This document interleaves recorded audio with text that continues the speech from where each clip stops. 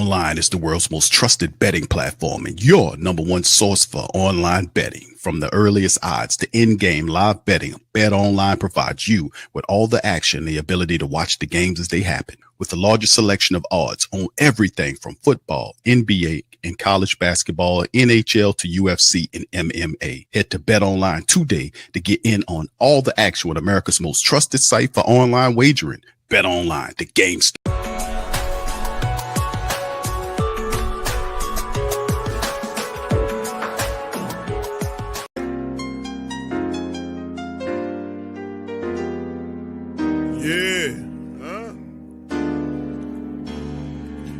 Like Benson, I'm a who that. I'm a who that. Long as I'm living, I'm a who that. Lose or winning, I'm a who that. Sports Coma, yeah, this is where we do that. Where we do that. Where we do that. Where we do that. Where we do that. Where we do that. Boogie like Benson, I'm a who that. I'm a who that. Sports Coma, this is where we do that. Where we do that. Welcome, welcome, welcome. Somebody please better help. Running this thing like elf. I thank God every day I'm not a felt. Go to YouTube live with Big Q and the guys. If you ain't ride or die, the bandwagon get flipped. Been marching in, that was way for the ring. I was yelling out your shame for the championship. Bucking on town, duck down. Falcons, pluck, get shut down. Panthers ain't much touchdown. The vision really belong to us now. So much hate on the Saints, you could probably tell. Ever since Bounty Gate hit the NFL, when things seem fishy and you probably smell the crooked referees on Roger Goodell. Yeah, probably like this and I'm a who that. Every day I'm living, I'm a who that. Lose or winning, I'm a who that. It's the Sports Coma, this is where we do that. Where we do that, where we do that, where we do that, where we do that, where we do that. Boogie like Benson, I'm a who that. It's the Sports Coma, this is where we do that. You're listening to the Sports Coma with Big Q and the guys on the PRO Media Network.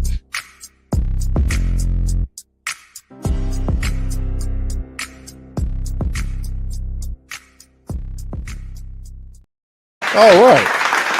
Man, what's poppin'? Man, listen. Welcome. You're now rocking with the Sports Coma with Big Q and the guys, where we have intense, entertaining, educating, and enlightening sport talk from your favorite sports fam.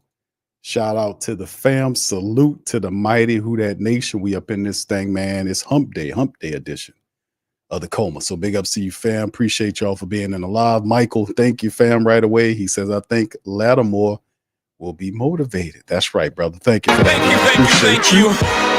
Fuck too kind. Thank you, brother. Appreciate you on that. Much love from brother Michael Morgan. Shout out to the fam. Roll, Charlie Dog, Big Velly, Greg. Shout out to y'all, man. Appreciate y'all being in the live. As we get going on this episode of the Coma, man, listen, man, this one's the Saints Wednesday wrap up. And this is, of course, the first day the Saints have the official injury report. We got that on screen. Coach Rizzi had his press conference. He talked about not putting Derek Carr on the IR and about possibly having Carr available for the remaining, or having the option of going to Derek Carr when they need him, because at some point at the end of the year, they figured that Derek Carr would be healthy enough to contribute, thus the decision early on to not place him on IR, even though the Saints did pick up or sign a quarterback to the practice squad the other day. And of course, when you see that happening, you know, that's usually not a good decision. You know, that's usually what that involves is Carr might be out for a little bit. So, and like I said, man, it's also a very interesting component because it also serves the fact that the New Orleans Saints are playing it close to the vest because they know they got the Commanders looking, saying who the Saints is going to select at the quarterback position. So Rizzi playing a little chess, not checkers, and trying to mix up who the QB will be so that the Washington Commanders have to prepare for both. And they're hoping to kind of have some idea, you know, kind of throw that at them. So I understand that as well. So anyway, y'all know about the signing of Ben DiNucci, who was a former Bill, former Cowboy, that the Saints added to their practice squad. They also re-signed Kyle Hergel to the practice squad. They cut and released Hergel. He's back to the practice squad. Saints add a QB just in case.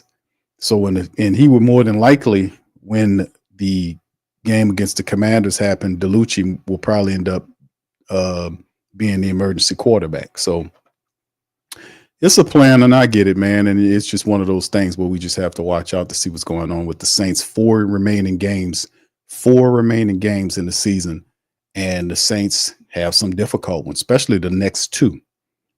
Out of the next 4, I would say the Saints have 3 of the next 4 are very difficult games, especially the enormity of the last game of the regular season. That's going to be astronomical as well, because that could potentially, decide who the winner of the NFC South will be.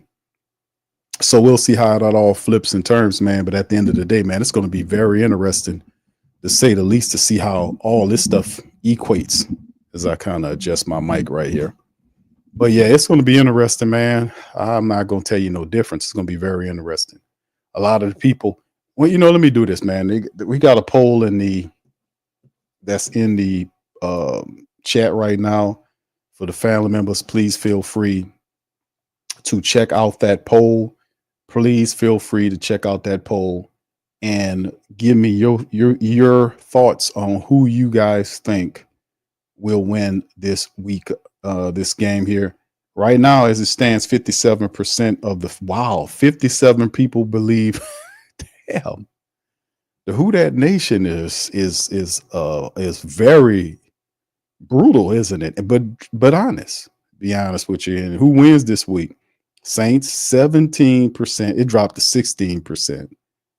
Versus 62% and 23%. They got more people I don't know than people that's picking the Saints.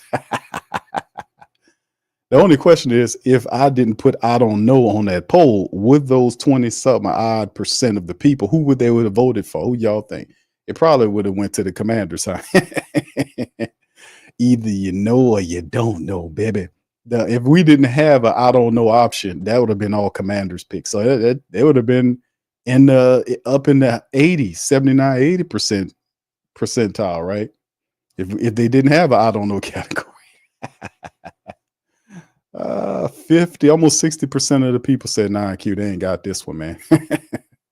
Why? Let's hear from you guys. Tell me, why do you feel that way? To all of my family members, 60% of the family that in the poll chose to say, hey, man, the Commanders going to win. Let me know. Put it in the poll. Tell me why you feel that way. Right? Derek Carr's not there. Is that why you guys feeling that way? You thinking without Carr, the Saints don't have a shot to beat the Commanders? Because do you think the defense will not be adequate enough to slow down Jaden Daniels? Why do you feel that way? Let me know. What's up, Desi? Shout out to my girl, Desi. Big ups to Mr. O Universe. How you doing, sir? Appreciate you. Who that to you?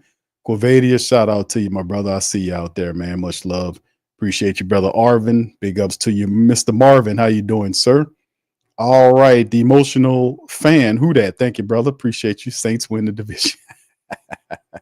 Oh, that driver. Oh, what's going on, brother? How you doing, man? Good to see you, bro. How's everything going, man? Hope you're doing all right, my brother. All right, hi, brother Slim is always in there representing. Shout out to my brother Slim South 504. Brother Marvin says, Q, Saints not winning. Offense is boring, but Carr's not there. Carr's not there, right? Carr's not there. Now, listen, fam, listen. I give credit where credit is due. We watched the all 22 on Patreon on Tuesday. Yesterday, we did our Patreon special. And, I got to say, man, the offense is not imaginative, right? You can see it's quite a few plays which are not cerebral challenging, should I say, right? Very vanilla. And it's very repetitive. You got a good 5 to 6, 7 plays that he really likes, that he runs at least 4 to 5 times per game, especially in the game against the Giants. And I can tell you the one favorite play they like a lot. That is the misdirection toss with Elvin Kamara going either left or right, and then Carr rolls out to either or side, depending on which one. He rolls to the opposite side that they might misdirect into. Y'all know what play I'm talking about. That's the favorite play of Clint Cool. Got to be. And the second favorite play where he can't run it anymore because Taysom's hurt was the play where he turns Derek Carr into a wide receiver and Carr just runs off to become a wide receiver and Taysom's the ball. That was another one he just kept running over and over again. And I was like, man, where are you told me your offense had layers. It had phases. We have what, 4 games remaining. Where are the advanced levels of this so-called offense? Where is it at? All I'm seeing is the same plays ran over and over again. Like 4 or 5 plays that just over and cycle over and over. I'm like, wow, what? That's why the offense is still. And if we can see that, the Giants seeing it too. So you have to, I know people like, well, Clint Kubiak is not challenging to the imagination, and that is true. He is. If people throw the stats at me, say Q, this, that, and the third about the stats, and I hear you about the accuracy. Never mind the fact it's a lot of check down throws that crease up the see, you cannot you can't tell something to nobody that did the research. Like, it's certain things you can hear. It's like, hold on, you have how many? I mean, at least a good 8 to 11 throws that were check down throws that automatically raises the accuracy level up of your statistics. When it comes down to getting the ball or forcing the ball up the field intelligently, not just throwing the ball down the field, but actually making an intelligent shot, finding the right people to throw, I don't think the offense is challenging enough. Like, it's a very dull, bland system that needs revamping.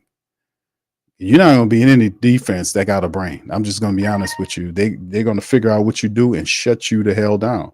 That's what the Giants, that's the biggest takeaway from the Giants game that I seen. Right, hold on, fam. I'm sorry. Let me turn this damn thing now. There we go.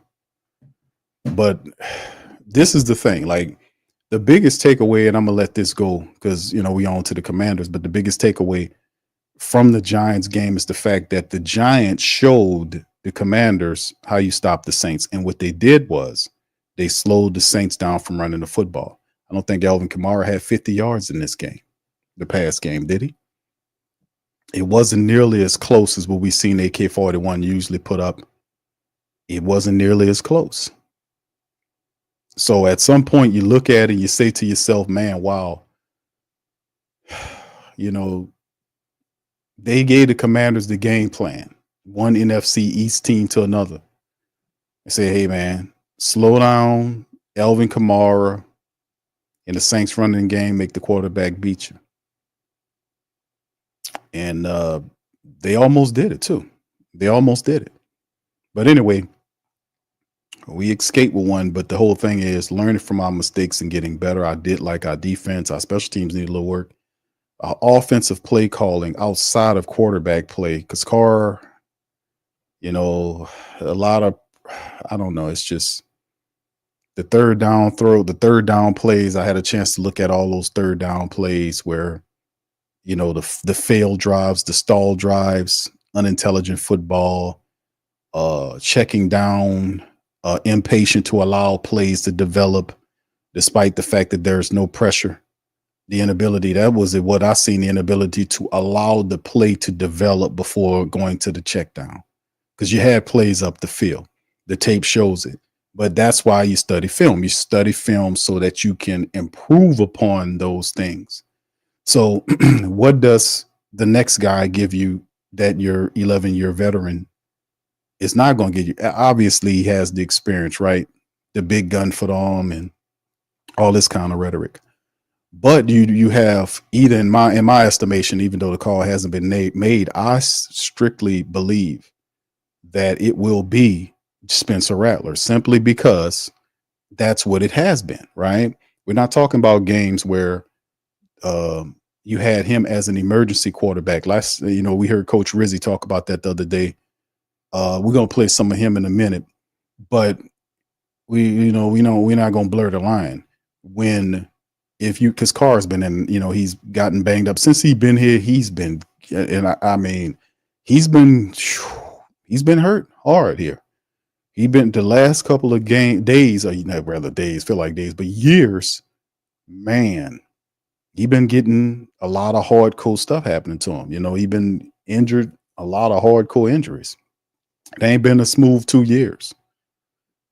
So at the end of the year, you go into your breakdown on how does it look? Has this $150 million experiment been worth its weight in gold, or maybe the opposite?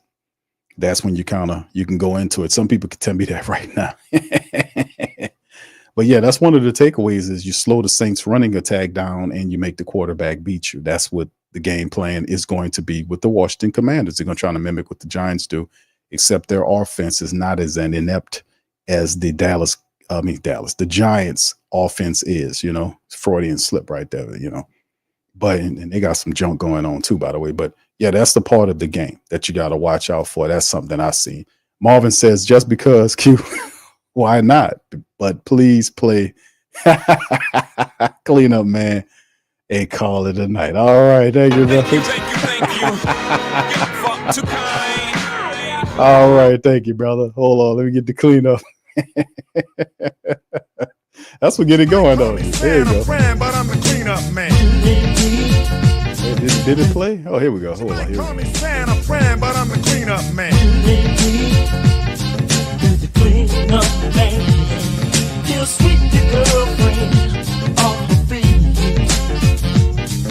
The reason I know so much about him is because he's an old girl of mine.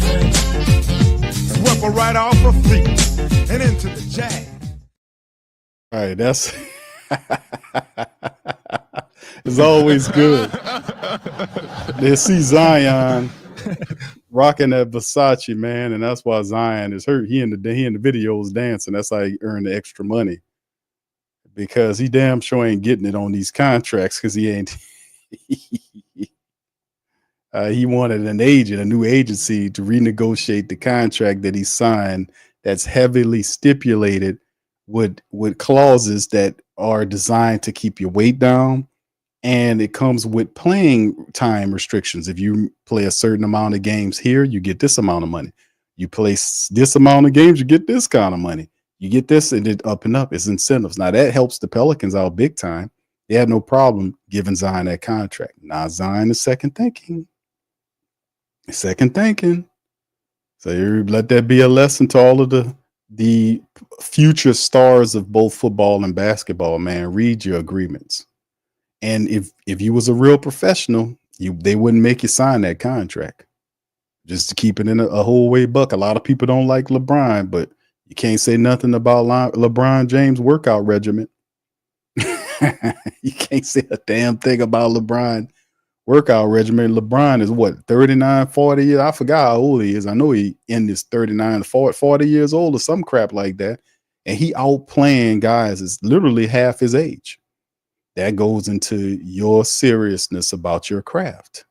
You don't have to do anything else but wake up and work out. That's what, and eat right. And that helps extend your life. So basically what it do is somebody paying you money, good money, to play a game that you absolutely love, right? And also paying you money to stay healthy, which would indeed increase your life to help you live longer and play a game that you love. That's a win-win everywhere. Anyway, but big ups to y'all, man. Appreciate you. Desi says the entire division will get mollywopped the first round of the playoffs. Yes, indeed. All right. Yeah. Harvard says, who's starting this week? I haven't heard it. It's either Rat. He's not saying anything. He already said we'll play the press conference. He said he'll let that be known later on in the week. And he's basically doing that to kind of, confuse the Commanders who are trying to prepare. It forces them to prepare for Hayner and Rattler. And he hoping that gives them an advantage right there of against that team. Now it could very well any advantage you can get insofar as a legal advantage, and you're not revealing your quarterback too soon, like what Dennis Allen did several weeks ago when he just told him who it was going to be at the start of the week. Well, Rizzi's not making that same mistake, so it's good to see that he's learning on the job. All right, Desi says with Carr we still don't have a chance. All right, Desi, I got you, baby. Quavadia says, even with Carr, they didn't have a shot Q. All right, okay.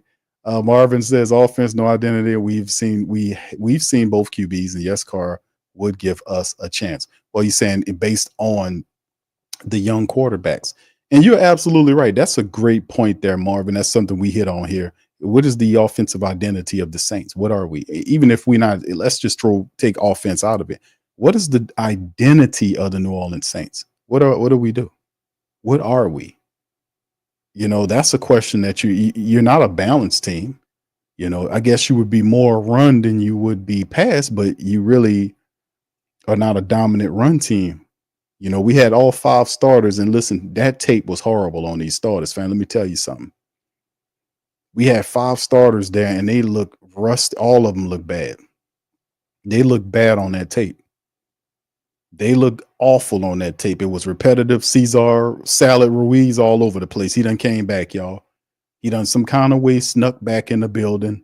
Cesar, Salad, Ruiz was live and direct on that tape. Eric McCoy looked rusty. Even Tanu wasn't handling his business. Penning was getting beat. Lucas Patrick was late as usual. And they were getting it handed to him by that unknown giant defensive line. They just didn't look clean. And I can give them the rust factor for a game, but man, they got to clean that up. They have to clean that up big time, man. They got to clean it up. All right.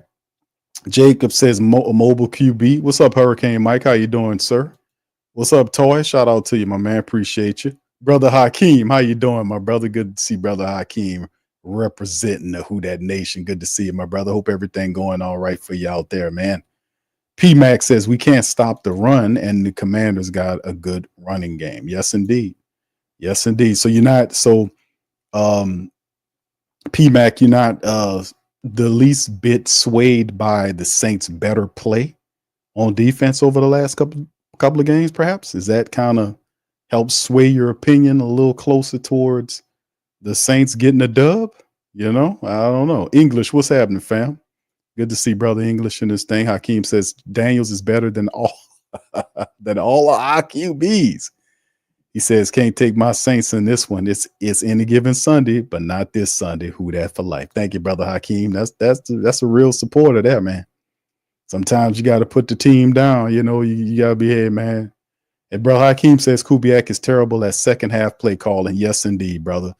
Brother Hakeem knows his game, man. We say that, bro. It's like this dude can't adjust. His not just play calling, bro, adjustments. Have you noticed that? His adjustments? Not to be down on him, but I'm just saying, I don't know these guys, right? All I know is what I observe and we see on tape. This is what I'm saying. All of what I'm saying is backed up by film because I really don't have no horse in the race in terms of who these guys are, whatnot. You're here to do such and such and all this kind of stuff. All I see is what I see with the Saints offense. Like people saying they're stuck in the mud. The offense flicks on and off. It's certain drives that they look like they got it. Other drives, like some drives I've seen, recent drives where the Saints look like they score by accident. The touchdown drive with Carr, he was in a rhythm. He got the pass. The touchdown to Juwan Johnson, that was a good read. But what I don't like about Derek Carr, the key thing, because I do like a lot of things about Derek Carr. I really do. The big thing I don't like about Derek Carr, outside of the fact that he doesn't always point this out, and I can see why he doesn't, because he's not a guy that you can aim criticism at. He gonna run from the criticism. Now, don't get me wrong. There have been times when he's taken responsibility, but it's not all the time. It's not all the time. And I'm not talking about the Raider years and all that. I'm talking about exclusively what I've seen as Saints, as Derek Carr, the Saint, not the Raider guy. I care nothing about that guy because this is who we have now. He's an older guy. He's been accruing. He's been getting some really tough injuries. And sometimes he looks a little gun shy. But the biggest critique I have on Derek Carr is he gets stuck on the same side of the field too much.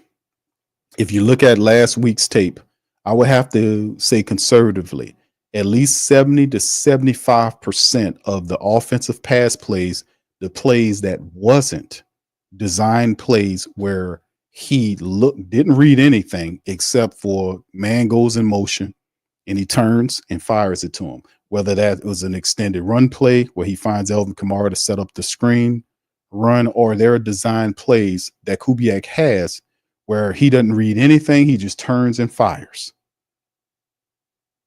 Now, listen, I understand what you're trying to do because some of these plays are designed to create a rhythm, right? I'm not talking about those plays. I'm talking about the plays where he's required to read the defense. At least 70, I'm going to say conservatively, 70 to 75% of those plays, according to the tape, you've seen him staring down one side or the other. I don't think there was no more than 2 or 3 times, probably less than that I actually seen him pump fake. That's a problem, because what it does is it sends the safeties right to that wide receiver because they're already looking at his eyes, and he sends them right there every time. That's why people was mad about him several weeks ago about the Olave thing. Like he had nothing to do with that. Yes, you do. When you look at guys and you send the safety is going to follow your eyes to the ball, and they're going to do what they are trained to do, which is dislodge the ball from the player. That's what they do. But 70 to 75% of the time I've seen him get stuck on this side or that side. And then if you look at the tape, there's weapons, options that are better on the side that he's not looking at, which means he's not going through his progressions, which is a fatal flaw for a veteran quarterback that's old, that's college rookies or, young quarterbacks do, where they just don't get they don't go through the rotations. They don't go through the progressions. And the progressions is just looking at your options, getting a full view of your options so you can make the correct pass. And the Saints at time did a wonderful job of protecting him. And then there was a 15 to 20% of the plays that I witnessed where he had an opportunity, like he had good, where the wide receivers were streaking. And there were 3 guys, like they'll show 3 check down wide receivers, Elvin to be in front of them. You'll have one over here, one over there, and then you have guys streaking. And the defense is playing off, right? They're playing zone, they're playing off and leaving those guys open for you. And instead of you reading the defense with the zone that they're giving you and waiting for the play to develop to see where they'll be at, he goes to the check down. You go to the check down, and this will be on money downs. Like some of those drives, he checked it down. There was one where he scrambled out and got on his feet, and there was a play where he was running to his right side, and he had a wide open Kevin Austin Jr. there, and he threw it at his feet. So, like I said, it's the IQ of the game. That's the problem I have when you get stuck on one side of the field or the other. And if you're 11-year veteran doing that, there ain't going to be one dude that's going to come along and whip that out of you, especially if you in and out of the lineup with injury, because he was actually doing a decent job of going through his progressions early on. That's why the weeks 1 and 2 looked good, because the play action was working. He was going through his progressions straight out of training camp. But when that injury hit, all of them bad habits, that reset everything. It's going to take you, like if you've been doing this for the majority of your career and you just started doing this because you got this new offensive coordinator here, then what's going to end up happening is when you lose time, you miss out on time, that all resets and you're going to go back to what you was. You're going to be reset back to what you was programmed to be for all those years. So you're going to exhibit a lot of those bad character flaws, which none of them ever talk about. They never talk about the sticking on one side of the field, the staring down of this guy over here, there. They never talk about that. And if you study and film, you're supposed to see that and say, man, listen, I got to stop doing that because that's going to get us beat. That's how Jesse Bates can pick you off, because they just read your eyes. He's very pickable. They just, because it's no trickery involved. It's nothing complex. He's staring where he wants to go, and the guy just has to have the recognition and the speed to get there, to get to the ball. But most of the times he feel like he can make the throw because he got a gun for an arm. He's a gunslinger. So he thinking, I see that guy, but I'm gonna whip this thing right here before that guy can get to it. And sometimes it gets him in trouble. But that's a fatal flaw. That's what I'm saying. When you play better teams with better defenses that have a high IQ collectively, you're gonna get beat with that. you're going to get beat. And he still don't have a firm grasp of the offense, like I said. And a lot of times you see Taysom Hill was used as an appeasement tool because when he struggles on third down, they just put Taysom Hill in there and Taysom go do his Fred Flintstone thing. Start running over this, doing that third. And that's, I'm telling y'all that's what when he couldn't move the ball on third down, they sent Taysom Hill in the game. Taysom go get the third down conversion. That's how they were able to move around it. But Taysom's not here. He's not there anymore. So how do you do? But that's the biggest thing in terms of what I see from him. But I don't know what you do about that. I mean, you got a guy, this man been in the league for a long time. I don't know how you change that. I don't know how, I don't know how you do that. I mean, I guess the first thing you do, you start with accountability and say, hey, man, this is a major problem, I guess, All right. Shout out to OG for being a member for 6 months. OG in the building. What's up, OG? Brother Jerry. Much love to my brother Jerry. All right, fam. Well, big ups to y'all, man. I see y'all commentary. Listen, man, Derek Carr, like him or lump him, bro. He tried to make a play the other day and it cost him a lot. But in the end, this is a very interesting thing we got going on down here, man. Very interesting, this whole thing. I mean, it's definitely something to study when the season over with. It'll be his third year coming into it, and you're going to want to try to start looking at this thing and seeing, was this a good deal? Was this, worth his weight in gold, or maybe worth his weight in something else that don't smell as good or pleasant as gold, that you can't cash in like gold? Maybe that was it. But then again, maybe some people do cash. Somebody do use it for gold. So I guess it's brown gold to some people. Anyway, here go the Saints Wednesday injury report for week 15 up against the Washington Commanders. 6 Saints listed on the injury report, man. Derek Carr, left hand and concussion is DNP'd. He will not play. I'm making the call that Derek Carr won't play in this game. They will not put Derek Carr on the IR, that I believe, family, because I think more than likely the Saints see it as a person that, they look at Derek Carr as potentially being able to play later on in the year. Because if you put him on IR, it's 4 games, that's over with. He'll be lost if he can make a charge or whatever. This is what Rizzi's thinking, not me. But Rizzi's thinking is, man, we can't put him on IR because there's 4 games left. That'll take him out for the rest of the season. So we're just going to kind of have to just, basically keep him there, and in the hopes that he heals up to try to help you later on in the year, and the Saints could continue to win out. The goal is, whether you agree upon it or not, the Saints have to win out for the rest of the year to have a chance, and perhaps things fall the way they need to fall for the Saints. Perhaps, that's the idea. The ideology is to 1 game at a time to the end of the year, and the best thing they can do is finish 9-8. They finished 9-8, but and say, well, Q, they're not going nowhere. If they win the next 4, as improbable as that sound to some, I'm just letting y'all know. And I'm not saying they're going to do it. I'm saying that there is still a slim chance for them to do this thing, right? It's not set in stone that they can, slim chance, finish out the year with a 4-game slot, a 4-game winning streak. These next 4 would be 5. But they'll finish 9-8. They do have a very interesting situation that does pop up, because they do play 3 teams out of the next 4 teams that are teams that are looking for that could potentially be in the playoffs. Those are your Commanders, that's the Packers, and the Buccaneers. All 3 of which that with a win can help you, especially against the Green Bay and the Washington Commanders, to have a tiebreaker about them, depending on how everything goes, right? So we'll just have to see how it all does. As slim as it is, man, we'll see. I don't know how it's going to turn out, fam. I'm going to be honest with you. I don't know, man. I don't know. The Saints have been so topsy-turvy, how the behaviors, and it's just been a long season in many regards. But he's out. Derek Carr's DNP, that left-handed concussion situation. The linebacker, DeMarco Jackson, is also DNP with an ankle. Alvin Kamara was DNP'd. He had an illness. Juwan Johnson had a foot concern. He was limited. Bub Means is limited. Good to see Bub Means with that ankle. He's been out for several weeks now. Having Bub Means back with his, hopefully he'll be all right.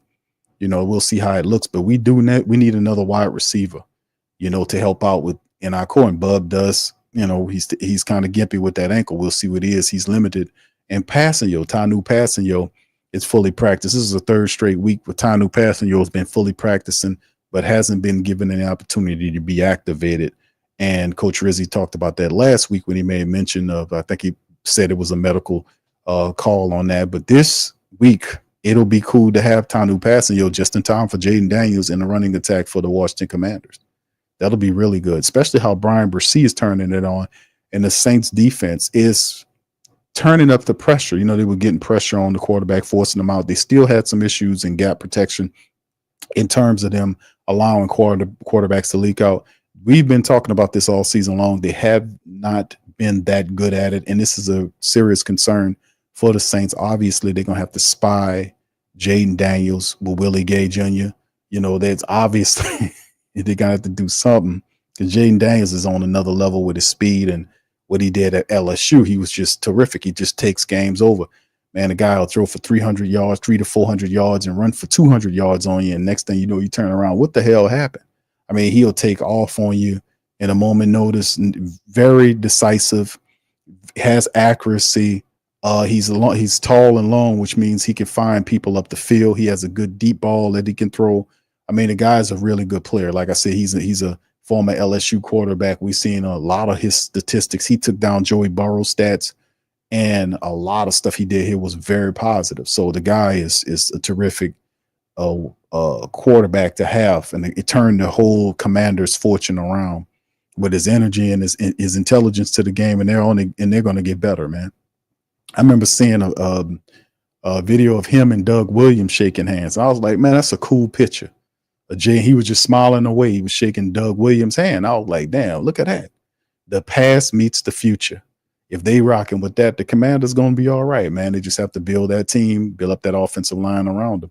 And speaking of this, the Commanders, let's take a look at their injury concerns as well. Wide receiver Noah Brown, tight end Zach Ertz, defensive lineman Colin Farrell, all DNP with various injuries. Noah Brown has a kidney issue. Ertz has a hamstring, not injury-related rest period, so he might be actually able to play. Farrell has a knee, and they just gave him some rest. And then they got a bunch of other injuries. Their kicker's on that list with a left foot issue. He was limited. Safety Quan Martin was limited. And then, of course, Jamison Crowder, another one of their really good wide receivers, fully practiced from a calf issue. Dante Fowler, linebacker, defensive end type that gets a lot of pressure. He had a groin issue. He's fully practiced. You can see there are a couple of cornerbacks, and one noticeably, Marshawn Lattimore, since being traded, is looking to get activated against the Saints. Laddie Daddy I guarantee you won't miss this one for the world.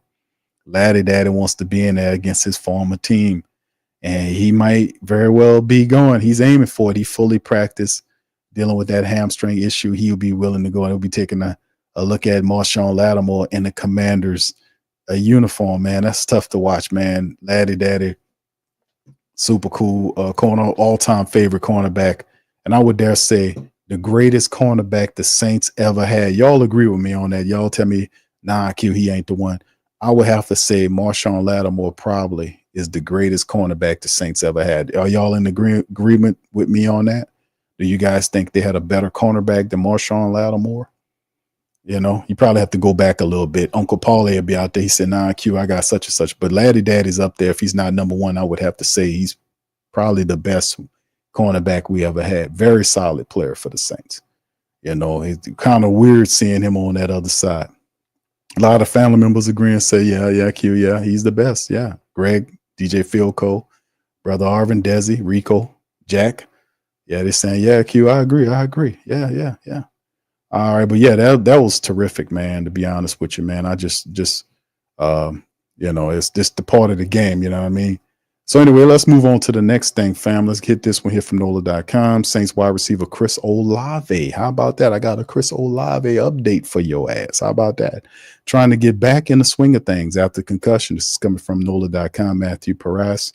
Olave is technically eligible to come off of injury reserve, but the Saints elected not to open the 21-day window Wednesday as the wide receiver looks to recover from a concussion. Olave has missed the last 4 games after suffering his second concussion of the season in the November the 3rd loss to the Carolina Panthers. The 24-year-old, who's had 4 concussions in his 3-year NFL career, has since met with several specialists. Interim coach Darren Rizzi says, quote, doesn't think, end quote, Olave will return for Sunday's game against the Washington Commanders, but he didn't rule out the possibility he returns this season. Maybe not this game, perhaps against Green Bay. That'll be good. It'll be really good to have him against Green Bay, let me tell you. Quote, all options are on the table there, Rizzi said. I wouldn't close the door on that. I think Chris is in a much better place than he has been. I wouldn't say that that his season is completely done. I would say that let's see what the doctors and the specialists say and make sure that all is good there, and then we'll discuss that. He's starting to get some rehab stuff. He's starting to move around, so we'll see. He also said Olave is scheduled to meet with another specialist this week. The wide receiver has also attended practices as of late as an observer and traveled with the Saints for Sunday's win over the Giants at MetLife Stadium. He's trying to get back in the swing of things, Rizzi said. He's hitting meetings now. He's able to sit back in the meetings and do some of those things that the IR guys are allowed to do. So whatever meetings he's allowed to go to, all the weight room stuff he's allowed to do, all the rehab stuff, he's kind of following that protocol. So he's getting close to coming back. So the whole idea about Chris Olave being lost to the season appears to not be the case. It's only a matter of time before Chris Olave returns. So if not against the Commanders, perhaps against those Green Bay Packers, because you're going to definitely need him for the Packers matchup, to be honest with you, with Jordan Love and all these guys circling around, man. These next 2 games will let you know if the Saints are about the business that they've been talking about. These are some really good tests. Jaden Daniels Commanders and Jordan Love's Packers on the road 2 days before Christmas in Green Bay in the snow. It's probably going to be snowing up there. I know it's going to be cold as hell. So if you can get them 2, boy, you might be on something right there. You get them 2, baby. You get them 2. He might be on some good stuff right there, baby. Just letting you know that you might be doing some positive stuff right there. All right. Anyway, let's keep it moving, man. Let's hear a little bit here from, guess who? We got a Mickey week as Mickey Loomis made the rounds. I don't know if you guys have heard the latest Mickey BS press conference, but we will play a little bit of it and react to it live here as Mickey Loomis, was kind of talking, and we had softball brown noser extraordinaire Mike Hoss asking. Well, he doesn't ask questions. He just says statements, and then Mickey Loomis picks it up. It's the ultimate brown nose softball BS garbage interviews, which are just laughable at the very least. But this is a controlled interview where you have a reporter that works for the team who would not dare bite the hand that feed him, or not even bite it, but just be a do what reporters do, which is ask questions that the Who Dat Nation wants to know. But ultra instinct level brown nosing Mike Hoss is the boss in that situation. Let me tell you something. All right, so anyway, let's hear a little bit of the interview here, man. Y'all just hold on to y'all. If you got a weak stomach, I think you should go and use the bathroom, because whatever Mickey Loomis is probably going to say, it's going to probably make you throw up in your mouth. All right, y'all put one in the chat if y'all can hear this. Here we go. All right, hold on. Let me see what's going on here. It's supposed to be playing. Hold on just a second, fam. Good evening, everyone, and welcome to the Saints Hour. Mike Hoss, along with Saints Executive Vice President and General Manager Mickey Loomis. At the end of the day, the Saints get to 5-8, go up to New Jersey, MetLife Stadium, win 14-11 for Coach Darren Rizzi, won 3 of his last 4, and that is the end of it, right? That should be the end, because I was thinking on the plane back, week 4, you completely outplayed your opponent. Lost by 3. Nobody cares. right? We're in week 15. Nobody cares, right? It's win or lose, period. Yes, there's things to work on. Yes, there were some positives, but in the end, man, it's a W. That wasn't a question. You see what I'm saying? Now, that was designed to take the pressure off of the fact that the team barely beat one of the worst teams in the NFL. A win is a win, but it's how you win and how you lose that's also important too. It's how you win and lose. Now, of course, we everybody likes a win, but all wins and all losses are not equal. That's the thing, So you beat a team that was one of the worst teams in the NFL, and you barely beat them, which kind of makes a statement about you, right? Like if you go to a battle and it's between you and the Kansas City Chiefs and y'all battling, and the Chiefs go down there and kick a field goal and they win the game. You're like, man, the Saints battled them people, man. I'm good with that. They just wanted a little bit more. They got it. It's a little different. But anyway, y'all heard that? That's what I'm saying. The brown nosing. That wasn't a question. That was a statement, and Mickey Loomis jumps right on back of it. The dude's a brown nose. By 3. Nobody cares, right? We're in week 15. Nobody cares, right? It's win or lose, period. Yes, there's things to work on.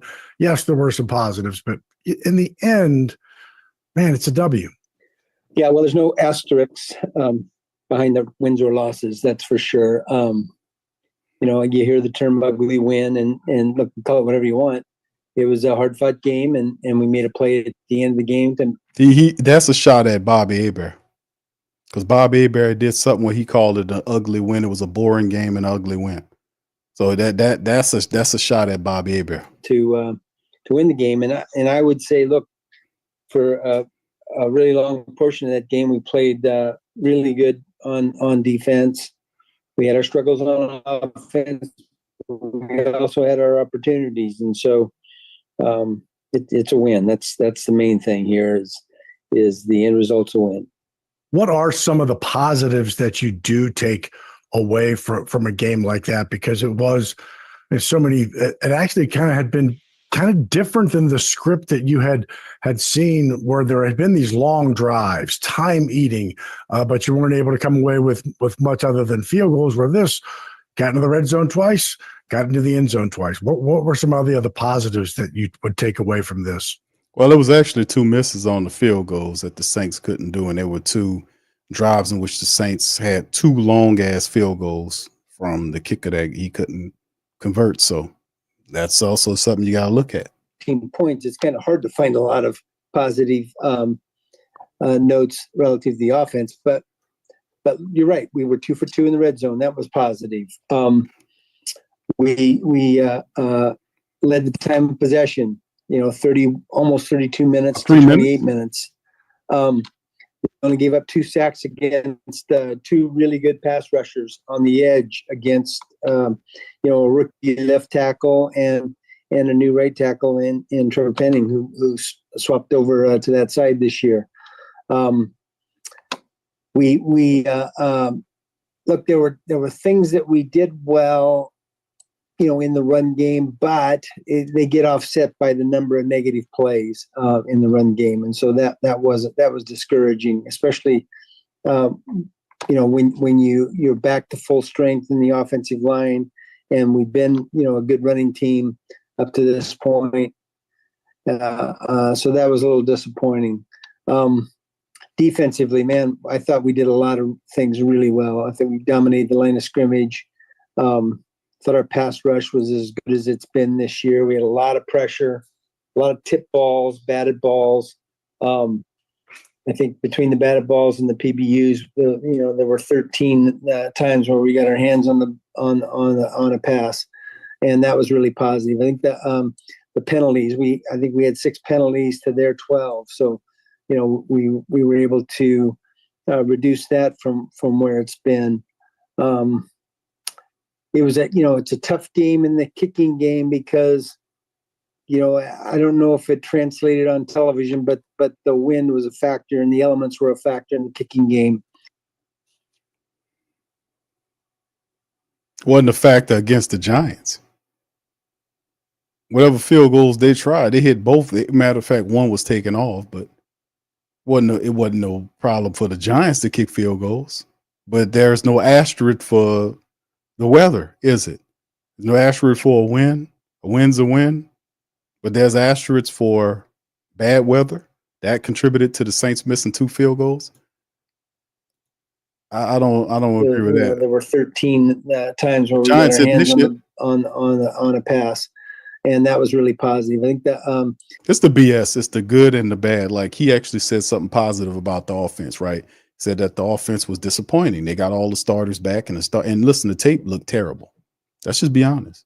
If you go watch all 22 and pay special attention to your offensive line, we did the study work on Patreon, and the offensive line was awful.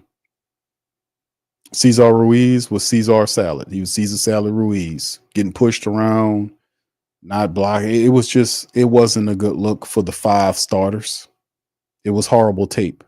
And John Benton needs to take that tape and beat him across the head with and say, bro, we can't do this. This defensive line for the Giants, it's an unknown bunch of people. They were able to constantly get penetration on the Saints offensive line, especially in the second half. They were constantly getting back there and stopping Elvin Kamara for losses. It wasn't easy. That's why they were forced. The game plan for the Giants was to force Derek Carr to beat them. Problem was the Giants offense wasn't competent enough to capitalize off what the defense the Giants were doing. The Giants defense was doing, But he's right on that. But then he says he makes an excuse for weather about why the Saints missed field goals. That's why I don't like. I think we had 6 penalties to their 12. So, we were able to reduce that from where it's been.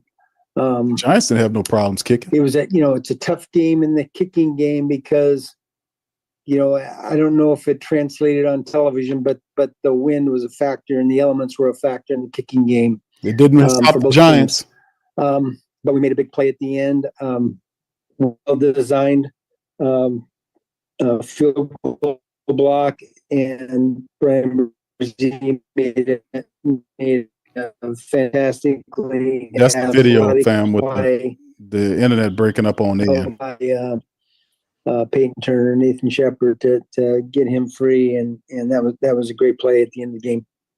Did you know? Can you tell by the alignment that play is coming? I don't know if you're on the field at that point. I mean, did you know that play was coming?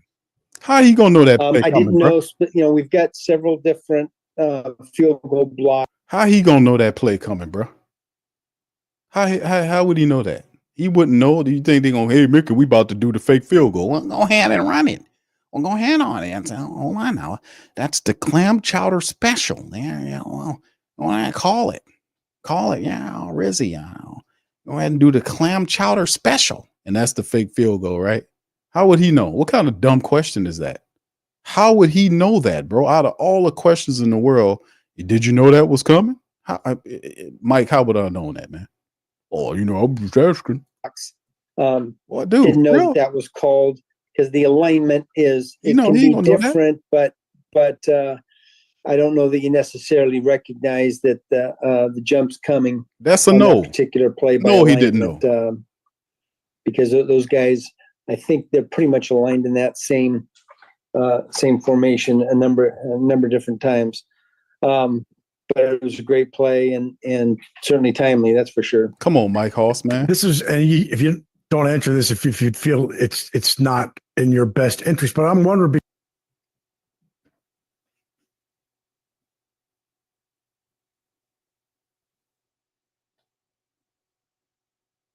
Don't answer this if it's not in your best interest. Then why ask the question if you don't want them to answer and tell you the truth? Because of what Peyton and because of what Nathan have to do, do they almost let the officials know, look, I'm going to push him down. Do not call this. I'm not pulling him down. I'm doing exactly what the rule calls for so that they don't, because that's not something they can pick back up. Yeah. Well, what happens is before the game, during the officials meetings, when they meet with the head coach will tell them what we have in relative to anything that might be unusual. And I don't know that Rizzi talked to the officials about this specific play, but he's very tuned in to the rules and the special teams. He's had a lot to do with the new kickoff rule, and so he's talked to officials lots of times. That it's a legal play. You can push down on the opponent. You can't hold them. You can't pull them, but you can push down on them, and that's exactly what happened on that play. So it was officiated correctly in our view.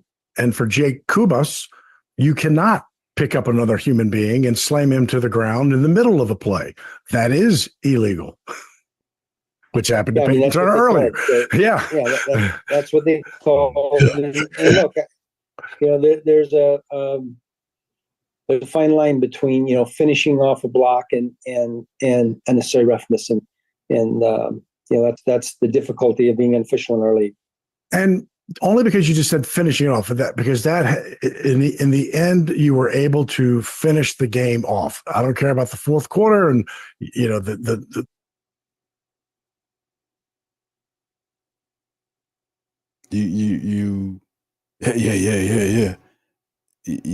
the point is you finish off the game, but you don't care about the fourth quarter. Isn't that means that you need the fourth quarter to finish the game, Mike Hoss? I mean, I just don't understand sometimes, bro. I mean, what's really going on?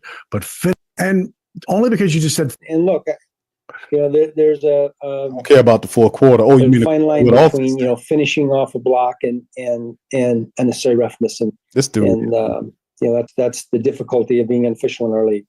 And only because you just said finishing off of that, because that in the end you were able to finish the game off. I don't care about the fourth quarter. The stats leading into the fourth quarter were wildly one-sided, but finishing off a game that means something. Making a play at the end of the game to win a one-score game is something that we've struggled to do in recent times, and so that was good to see. Now, I would say this: we went into the last 10 minutes of the game. I think they had 98 yards of offense. In the last 10 minutes, we allowed 162 yards. So that's not the type of finish you want after a good and a strong defensive performance. We had a couple of opportunities, I think, on fourth down in the last drive, or last two drives to get them off the field, and we didn't. So credit them. They made some big plays, but there's also some things that we can clean up and maybe not come down to having to block a game time field goal. Back with Saints Executive Vice President and General, the fractured left hand, the concussion. So he's got a couple of things that will have to just get worked out through the week. I can't imagine on Tuesday a lot more than you did yesterday. Only that I would say, because of what you saw last year, he was one of 9 quarterbacks to start every game, and he got hurt in 3 games. He will do whatever it takes and whatever is possible to get out there as soon as possible. At least that much, Yeah, look, if Derek's able to play, he will play. That's just in his nature, and the question for us will be not necessarily, when the time comes, isn't necessarily about whether he can, it's whether he should. And, we'll collectively make that decision with him, and we'll see where that goes. But we've got to clear some hurdles here first, and we'll see how the week goes. And that's a good point. The question is not if he can, but should he? Well, if you look at the recent history of the Saints organization, they would usually err on the side of he should. And we know that we've seen him go through a myriad of different injuries. I remember they had the guy shot up with painkillers to the point where his eyes was bucking. He didn't know what planet he was on. Remember the one of the weirdest plays in the history of the NFL, in my opinion, that I've ever seen, besides the play when the Saints had was running around. I think it was against Carolina, and Danny Awful Waffle got face mask, and he literally turned his helmet around on him, and he was running around with his helmet. He was running around with his helmet backwards. Y'all remember that? Man, the guy was running around with his goddamn helmet turned backwards. But the play with Derek Carr, the ball is snapped. It was in the Detroit game. Y'all know what play I'm talking about. One of the weirdest plays ever. The ball is snapped. Now, the ball is snapped. It's a pull play where the guard is passing over him. James Hurst's fingers inadvertently pokes the ball out of Derek Carr's hand. Derek Carr had the ball. He comes from up under center. There's a pulling guard. Hurst pulls. Hands like this actually tip the ball out of Derek Carr's hands. The ball falls underneath the center where the feet in the area where the center is. He just left. Carr did not stop and say, "Okay, hold on the ball." He proceeded to keep going into the motion like he was going to toss the ball to Elvin Kamara because it was a toss play toward the right side of the field. When he gets to the toss point, the point where you throw the ball to the running back, he pauses and looks at his hands like, where's the ball at? And the ball is 5 yards away from him. Then he looks and points at where the ball is on the ground. I was like, what? That was one of the supreme glitch in the matrix moments that I was like, how do you even justify that? How does a guy not know the ball is not in his hands? And he turns to the toss point and then looks at his hands, literally on tape, looks at his hands and then looks up and then points where the ball is. I was like, the guy's out of it, man. Out of it. Weirdest play ever I ever seen in my life, but it happened. Go back and look at that Detroit game. It was the first play. I'll tell you where it is. I'll timestamp it for you. It was the first play of the fourth quarter. It was the very first play of the fourth quarter when that happened. You know, when you won't go look it up, it is a very weird play. And not surprisingly, like most teams would do, you wanted to get just another arm in camp. So signed Ben DiNucci, was a draft pick out of Dallas, was last with Buffalo. And I might as well just say it. If you need some, expertise, I watched him play 2020, the national championship game. He played for James Madison, took on Trey Lance in North Dakota State, lost on the final play of the game. Big DiNucci fan, finally got you a JMU guy, so I'm happy. But again, I'm kind of teasing, but certainly just a little insurance there, I would imagine. Yeah, we just we like Ben. We like him from afar, and give us a chance to get him on the practice squad and get a look. And look, you're happy about it. Doug Miller's happy about it because he's a Pittsburgh guy, and so we'll go from there. Well, there you go. Because I know that's how you start the day. How am I going to make Doug and Mike happy? And you did it with one. Right. You did it with one move. That's pretty cool. That's rare. Yeah, that is rare. Kendre Miller. We've seen glimpses, but I felt like, and this is beyond the kind of 8-yard scrum that is just really the offensive lineman to push him, but you still got to have the powerful legs. But there are, +8, +8, +9, +7. That could have been +3 or 4, but you really kind of saw that little extra in him, whether it was a jump, a move, a power move, whatever. That had to have been very encouraging.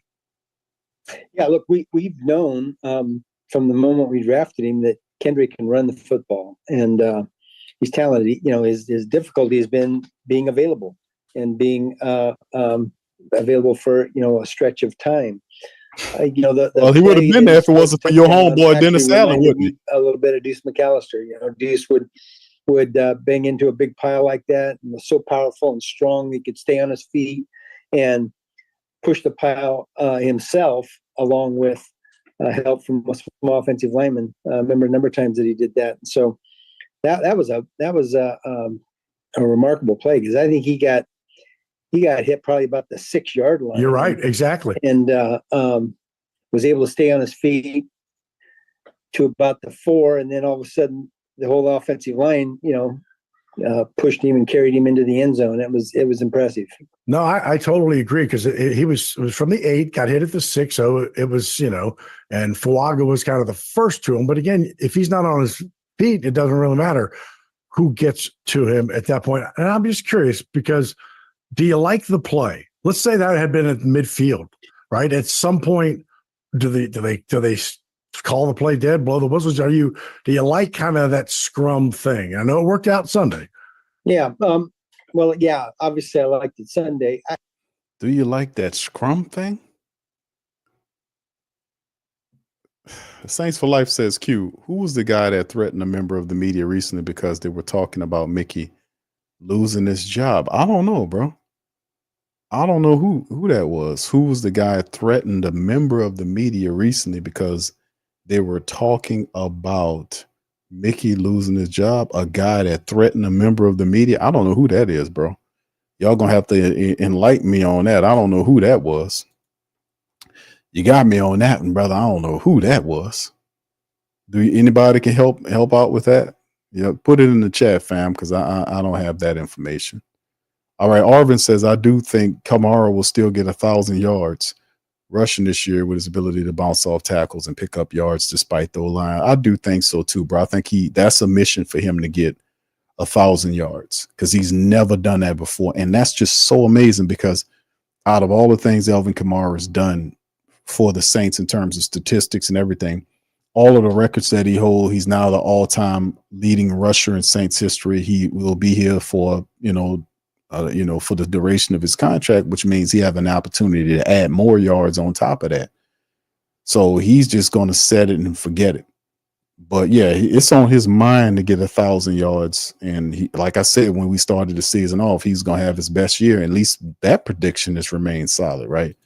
Absolutely. Stacy, what's up, Stacy? How you doing, man? Says Q, I'm not a Saints. Yeah, I know, bro. You Ravens. I'm just listening to this man. I don't know how much about Mickey Loomis, but from what I'm hearing, he's clueless. Yes. Miss Benson's getting scammed. Thank you, Stacy. Stacy's a Ravens. Loves the Ravens, Baltimore Ravens, man.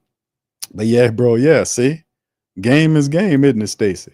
Yeah, he's like, she getting scammed. Oh, yeah. Well, not too much because he didn't want to fire his homeboy. He talked about Kendre Miller not being available, but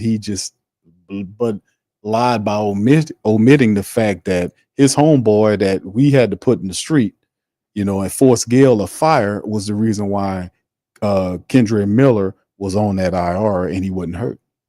Dennis Allen put that man on there for no reason. For whatever little feelings he was going through, he put that man on there. But you didn't hear Mickey. Mickey said that, did he? Well, his problem has been availability. Well, Mickey, that guy, your homeboy, put him on that list and he wasn't hurt. Well, hold on now. That's a goddamn lie. Dennis Allen would never do that. He would never. Let me tell you. Hold on now. He would never do that. Listen, Q, you've got it all wrong. Let me tell you something, guy. Let me tell you something, big guy. You got it all wrong. Dennis Allen is the most affectionate, sensitive, awesome human being that you can ever meet. When he goes out in the woods, animals just walk up to him and they sit at his feet and they just stare at him. It's the weirdest stuff ever. It's amazing. I seen a raven land on his arm. He just stuck his arm out like that. And he had a raven. At least I thought it was a raven. It landed on his arm. And he's like, hey, Mickey, you want it? It's like, I'm like, no, I don't like nature. So I left. I had a clam chowder date. But at the end of the day, you got it wrong. I'm like, yeah, he probably was doing that with nature because he's a possum. He's in tune. He's a possum. He looks like a possum. But yeah, let's go back to it. I think the officials do a really good job in this area. When forward progress is stopped, they blow the whistle, but they don't do it until forward progress is stopped. And I don't think at any point was forward progress stopped on that particular play. And there's been others like that as well. Darren Rizzi, and we started, I guess a few weeks ago, we had talked about the show about, hey, who are the next stars? Who are the stars on your team? And you said, well, wait a minute. Let's look back at maybe DeMario Davis and Cam Jordan, who's going to be on the show in just a little bit. And, it's unfair really to look at their first couple of years. Brian's in his second year, but it feels to me. Let me pause that shenanigans and that he's supposed to be asking questions, but he's just fumbling over his stuff. Mad Drummer said, what about Gail Benson asking it to the Rock? She said, what about Gail Benson? Well, the report was the Rockets owner is interested in buying the New Orleans Saints. According to the reports, the Saints told them that the team is not for sale, and that was the case. But there's a strong and growing sentiment that Gayle should sell the team. Now, the thing is, my opinion, if you want it, is this. Let's see what Gayle can do. Like she walked into this thing. It's a lot for her to. Tom Benson was grooming her, like in terms of taking her to these places, showing her the game, training her. She was going to all of the meetings in the NBA and football. She was taking notes, trying to learn what she needs to do. And his gift to her, outside of all of this money that he left her in these teams, was the staff that he believed would keep the winning going. But that was the plans of a dead man. No disrespect, but that man's dead. He's gone. This is a live, living entity that needs that same energy, that needs that ideas. And she should have assembled her own team. Now, word on the street is that she does have her own group. We don't know who these people are, but it is a bit of a divide that's happening because there is broken trust. When the owner tells you, and she's supposed to be listening to, and this was the first known, that's why this is so astronomical. And I was calling it out at the time. And I would caution the diehards and the faithful to do not look beyond this fact that we've not ever seen that in the administration of Gayle Benson, that there was an issue like this where she commanded Mickey Loomis, who she let run the team, to fire the head coach of the team to the chagrin of the VP and general manager's one person. That guy got a lot of power, he thinks, in that building. But it was the mighty Who Dat Nation that said, F yo couch. That's pretty much what happened. And she said, I don't care, fire that guy. And to his chagrin, he put him in the street.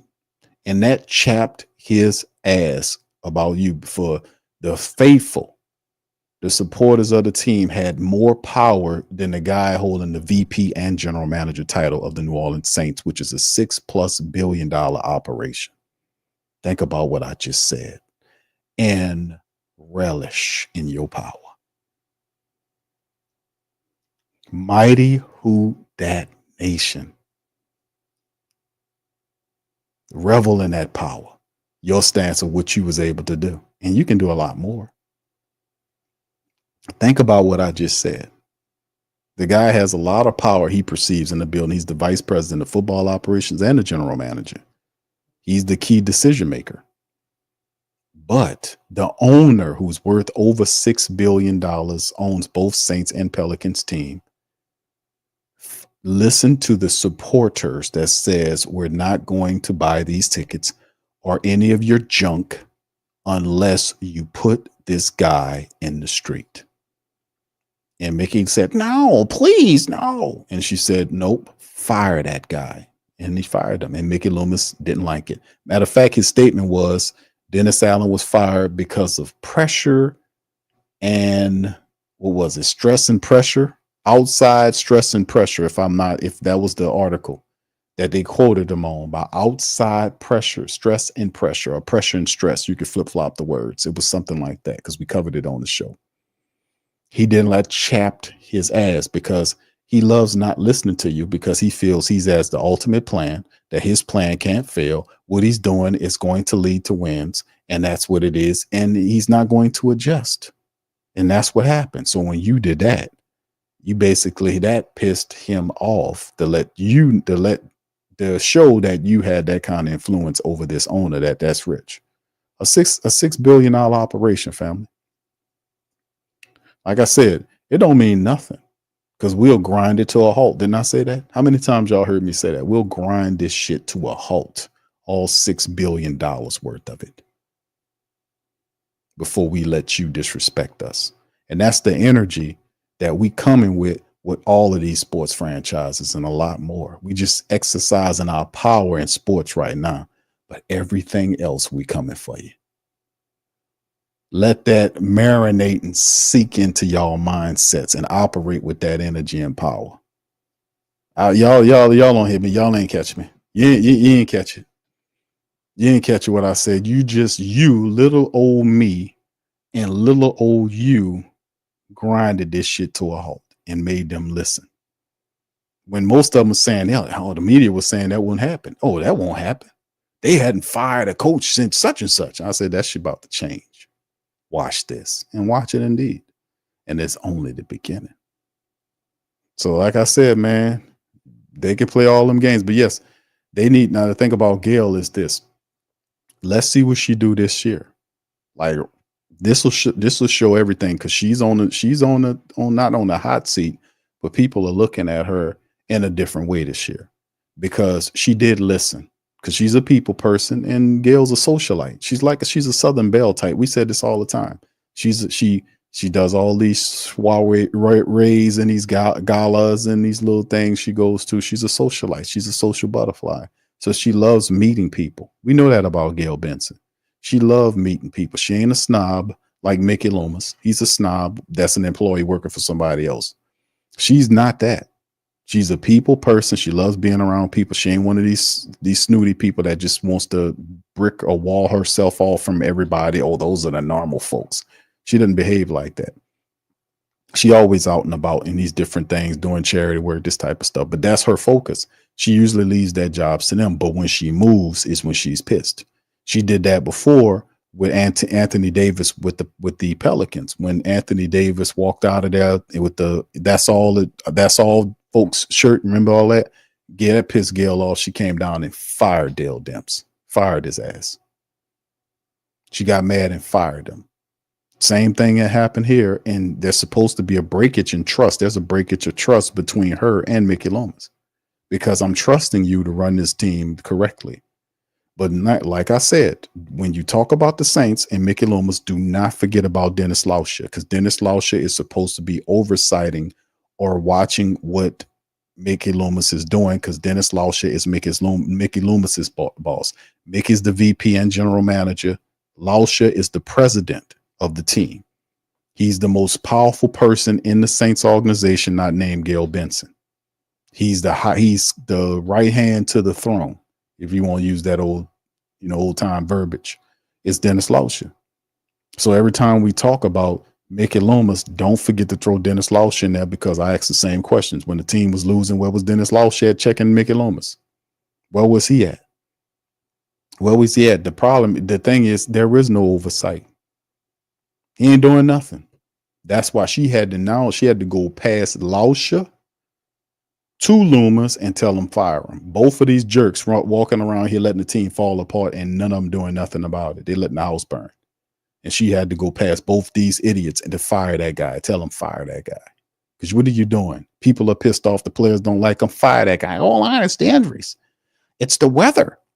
Now, the weather is why the Saints missed those field goals. Hold on now. The weather. I don't know if you know that or not. Hold on. The weather is why they went 0 for 2. The guy said that it was the weather. He said that. The weather.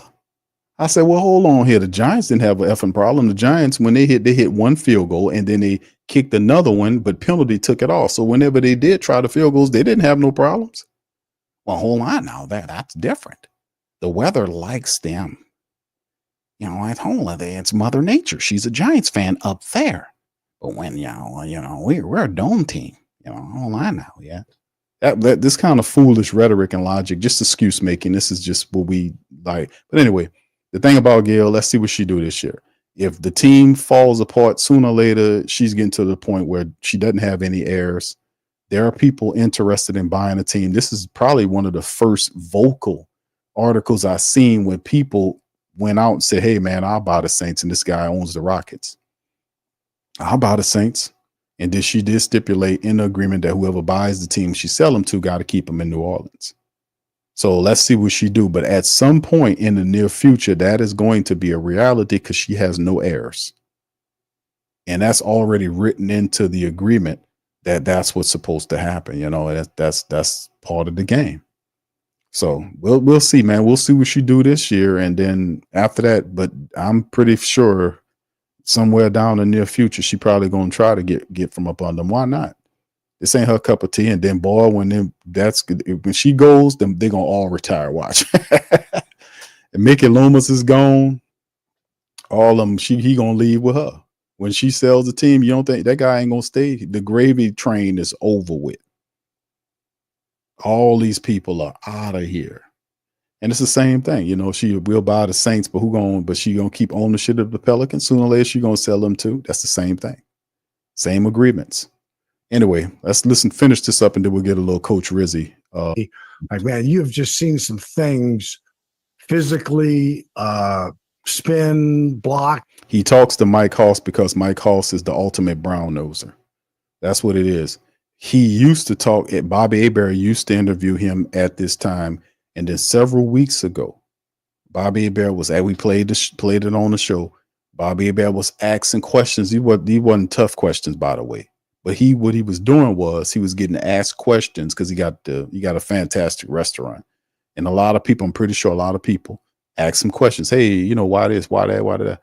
And he good enough to remember some of these questions. But what he does do, because he knows Mickey Loomis is thin-skinned. You've been knowing Mickey for years. You know he's thin-skinned, can't handle no criticism, batshit crazy. So what he did was he would say to Mickey, well, you know, a lot of the Who Dat Nation wants to know such and such, and he'll go from that to let him know that this is not me asking you these questions. This is what the people want to know. What should be good enough for you not to be mad at me because I'm asking these questions. I'm telling you where I'm getting the questions from.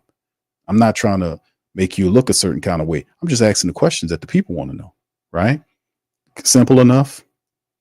After that, he stopped dealing with Bobby Aper. That was the last interview, and ever since then, he's been with Mike Hoss, doing taped interviews with Mike Hoss, who's a New Orleans Saints reporter. He pay his salary, and they getting the ultimate brown noser. So he doesn't ask him any hard questions. He doesn't really ask most of these. He doesn't ask any questions. He just prattles on, and then Mickey attaches himself to the back of it.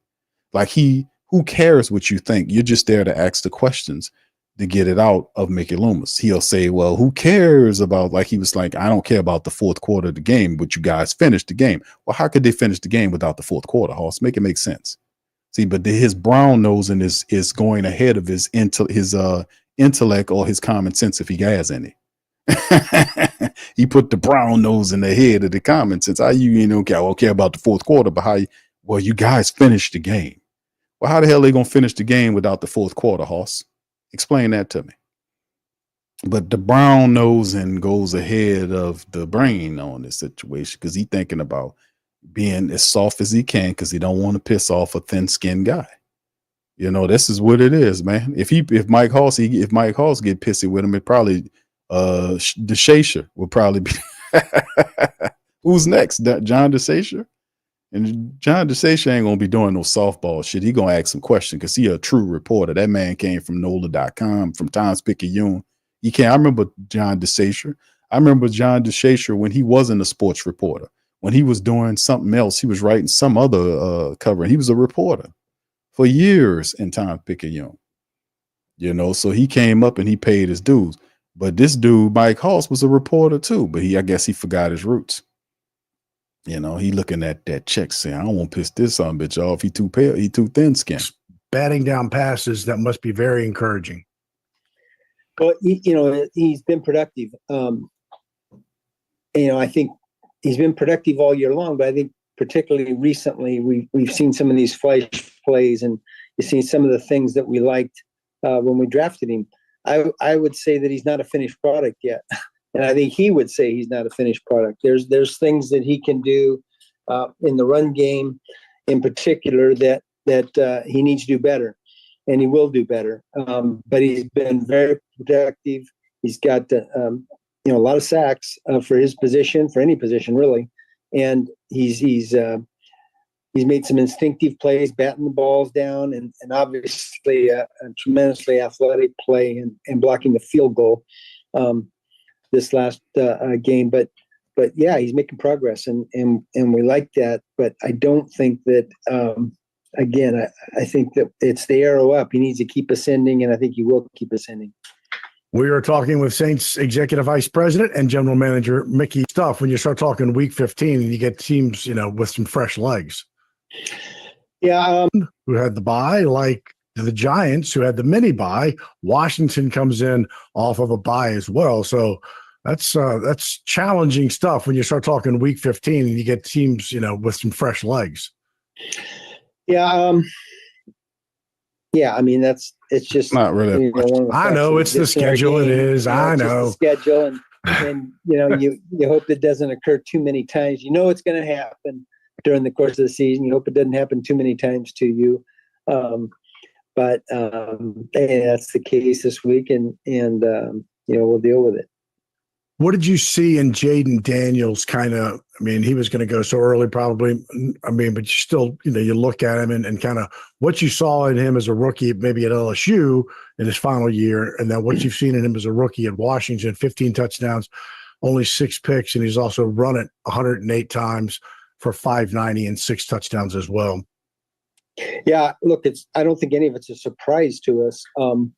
I think they're doing a great job there. He's doing a great job, number one, protecting the football, making plays with his legs, making plays with his arm. I think there's probably a maturity and a calmness there that you don't always see with young and rookie quarterbacks that he's displayed, and it hadn't been too big for him. And I think that's a credit, obviously, to him, but it's also a credit to the coaching staff. They've done a fantastic job. And it's another one in the NFC, and you just keep the blinders on, and you can't watch what Atlanta's doing, Atlanta and Tampa and all that. All you can do at this point is finish 9-8 and see where the chips fall.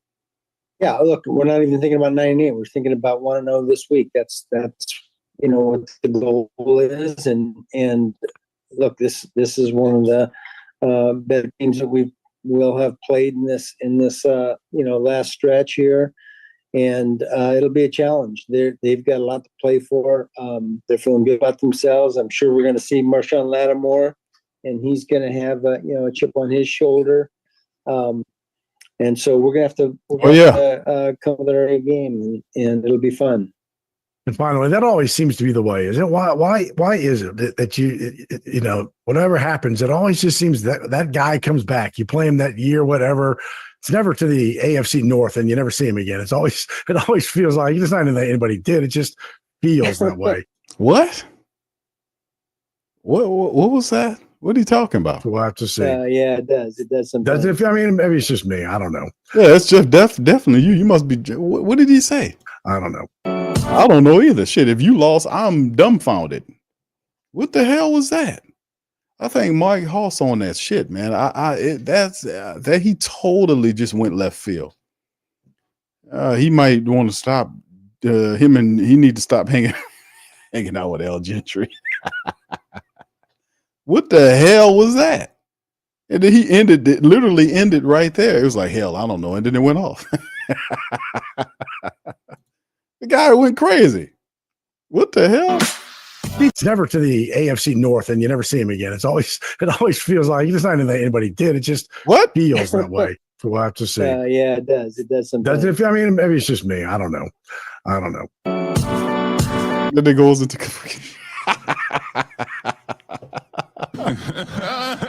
He lost it.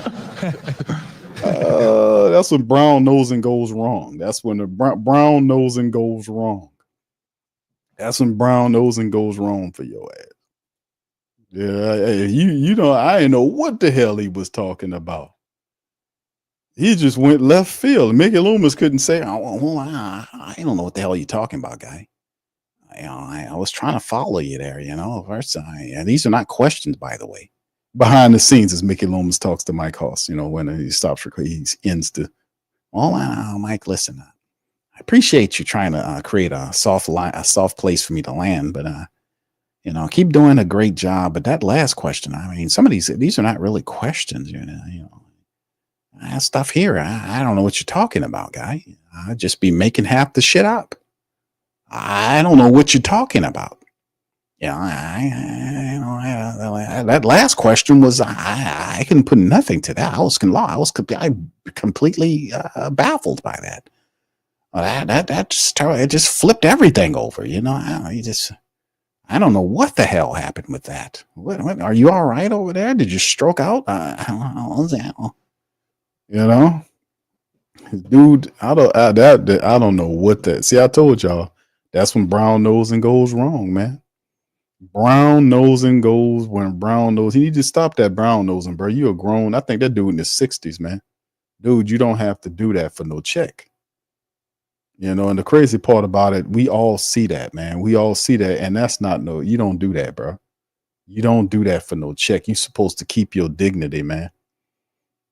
You don't sell the most vital parts of your being for money. And some of that stuff ain't supposed to be. You can't sell it. I mean, but some of them do.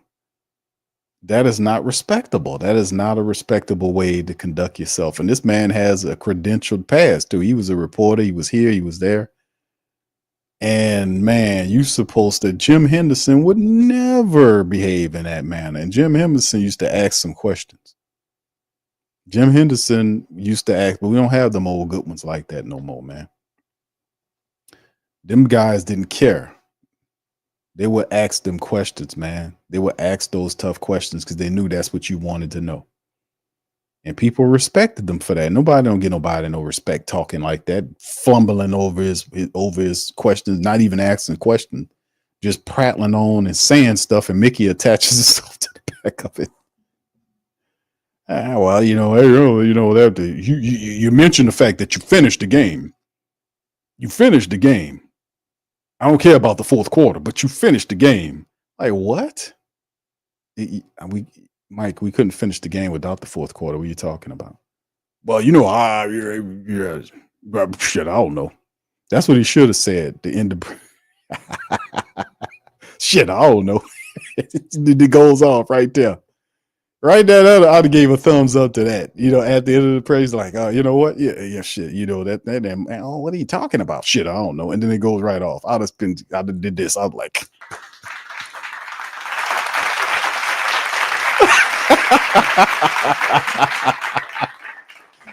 oh my goodness, man. What's going on? What's wrong with these people, man? All right, let's hear from old Coach Rizzi for a little bit. Here we go. Spencer and Jake both took reps today. Obviously with Derek not being out there, both those guys, took reps in the team periods. That'll probably be the same case tomorrow. And we're just going to evaluate that situation. And we're going to name a starter later in the week. We're not going to name a starter right now. We're going to kind of see how that kind of progression plays out. First with Derek, and then obviously with Jake and Spencer. So that's where we're at with the quarterback situation. Did you not say the other day that you would want to pick one and give them the majority? Yeah, I said the other day I was going to meet with the offensive staff. At that point, I hadn't done that yet. We all met, obviously, staff-wise. Listen, as I mentioned, both Jake. Hell no. Yeah, hey, fam, I'm asking these questions. I'm asking him, and listen, this is the realest. I'm gonna be honest. This is the realest question Mike Hoss asked, and y'all probably remember this because I played it on the show. This was early this season. No, it was last year. It was last season. Mike Hoss asked before he started really getting deep into his brown nosing. He asked Mickey Loomis who evaluates him and who checks on him, and Mickey Loomis told him, I don't know. He literally says, I don't know. Mike Hoss asked him who's like basically who are you accountable to? Like, who checks for you? Who's, your boss, who holds you accountable, whatever. And Mickey Loomis told him, I don't know. Put one in the chat if y'all remember that. He said that. That was the realest question Mike Hoss ever asked Mickey Loomis. But he asked him that jokingly. Like, who's your boss? Who are you accountable to? That kind of way. He asked him that. I got to give him credit on that one. That's before he really got into, the force of his brown nosing, but I would definitely ask. I'm not going to play that kind of stuff, man. I want to know. I want to know what's going on here. I would ask him, where's Dennis Lausch at while the team's 7-game losing streak? Is there a real plan to add talent here? Because there's a report saying that assistant general manager Kai Hartlett is going into the NFL executive accelerator program for a third straight year. He's trying to find a job. You've been here for 20 years, you're holding two positions. Why are you still holding a general manager position? Shouldn't Kai Hartlett be the guy that takes the team into the next 20 years of Saints football? You were granted 20 years of Saints football. Can Kai get that general manager job from you so he can do what you do? So he can take the team forward. That kind of stuff, real stuff. You think he's going to ask them that? When are you going to set aside? You've been here for 20 years. Is it possible that your vision is outdated? That your plans are stale? That's why some of these moves are not hitting. Is it quite possible your philosophy is flawed? Are you intaking new information to change your game plan perspective into the future? And the question is no. He's a dinosaur. His behaviors is wrong for a general manager. You would want the qualities of, he can keep the VP because we don't care about that. But the general manager, his vision guides the team into the future. And if you're going to have a guy that do that, that guy has to make the team his business, not sharing opportunities, sharing duties. Well, he got to do VP duties, and he don't do it in season. He admitted to that. He said he doesn't do in-season evaluations because he's too emotional when they win and he's too emotional when they lose. So that's why your team he doesn't talk to the players. We already know that. The reporters, I told you that before the reporters told you. Then Cat Terrell was the first one to say that, asked him in a question, Mickey, you don't often have a lot of interaction with the players. What made you at the end of last year go and talk to the players? Well, I'm just going to keep that, what I said to myself, between me and the players, and then he proceeded to later on say that he was letting everybody know that they're not going to be comfortable. When it was him, that's the one that's dealing with comfortability issues. It was him. It was him stalling out and choking out the success of the team because he's a dinosaur. He don't want to take anything. Everything he knows, his plan can't fail, even though it is full of holes. But you can't get him to see it. That's why he has to go. You can't have that rock-headed mentality when you're in the league and you have all this change going on here. You can't have that blind, stupid, unbendable, unadjustable philosophy. And he's a dinosaur, man. He's not even, like I say, he's not even a real general manager. What guy who's a general manager don't evaluate his team on a daily to weekly basis who's serious about winning? Seriously, I'm asking the question. How a general manager let his team go through a 7-game losing streak without going and talk to any of the players and only listens to the coach? He goes and talks to the coach. Well, Dennis said, we're going to be fine. What general manager don't put stipulations on his head coach and limitations, meaning that if you don't do this by a certain period of time, we're going to have to cut you loose. That way it puts pressure on him to adapt and change and not provide an environment where he's comfortable, so comfortable that he feels like he can do anything he wants to do and be fully protected by the general manager who believes he has ultimate say in the organization, even flexing his power irresponsibly. He's stealing money from the Saints. He's taking 2 positions and he don't even do half the job for the general manager position, but he got a bunch of them other guys as former general managers subbing out the work. He got a bunch of former GMs, Rick Mueller and everybody up in the Saints organization. He's subbing out the work. What general manager don't do evaluations on his team, and his team got all kind of shit going on? How doesn't he stay on these guys? And then you go higher than him and say, what kind of president do you have, which would allow the team to have a 7-game losing streak? A general manager that is so blind that he would refuse to fire the coach that's responsible for the 7-game losing streak. A guy that's using excuses like injuries and weather is the reason why you succeed or not succeed, as opposed to smart effort and working hard and being just a smart team. That we as a team decide our success and not outside forces. I thought that's how a successful person thrives. Most business owners don't believe in that kind of garbage that he's talking about. They believe that they make their fortune.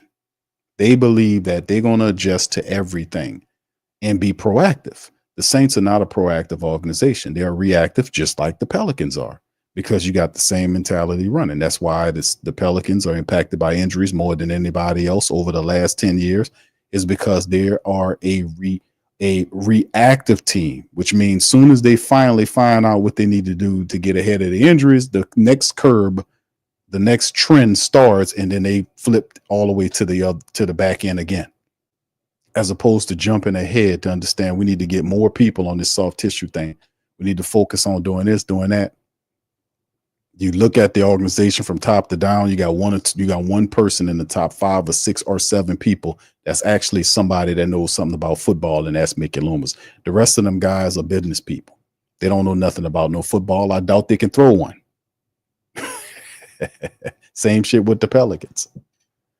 But at the end of the day, man, I digress. The reality is it's winning. It's winning and not excuse making.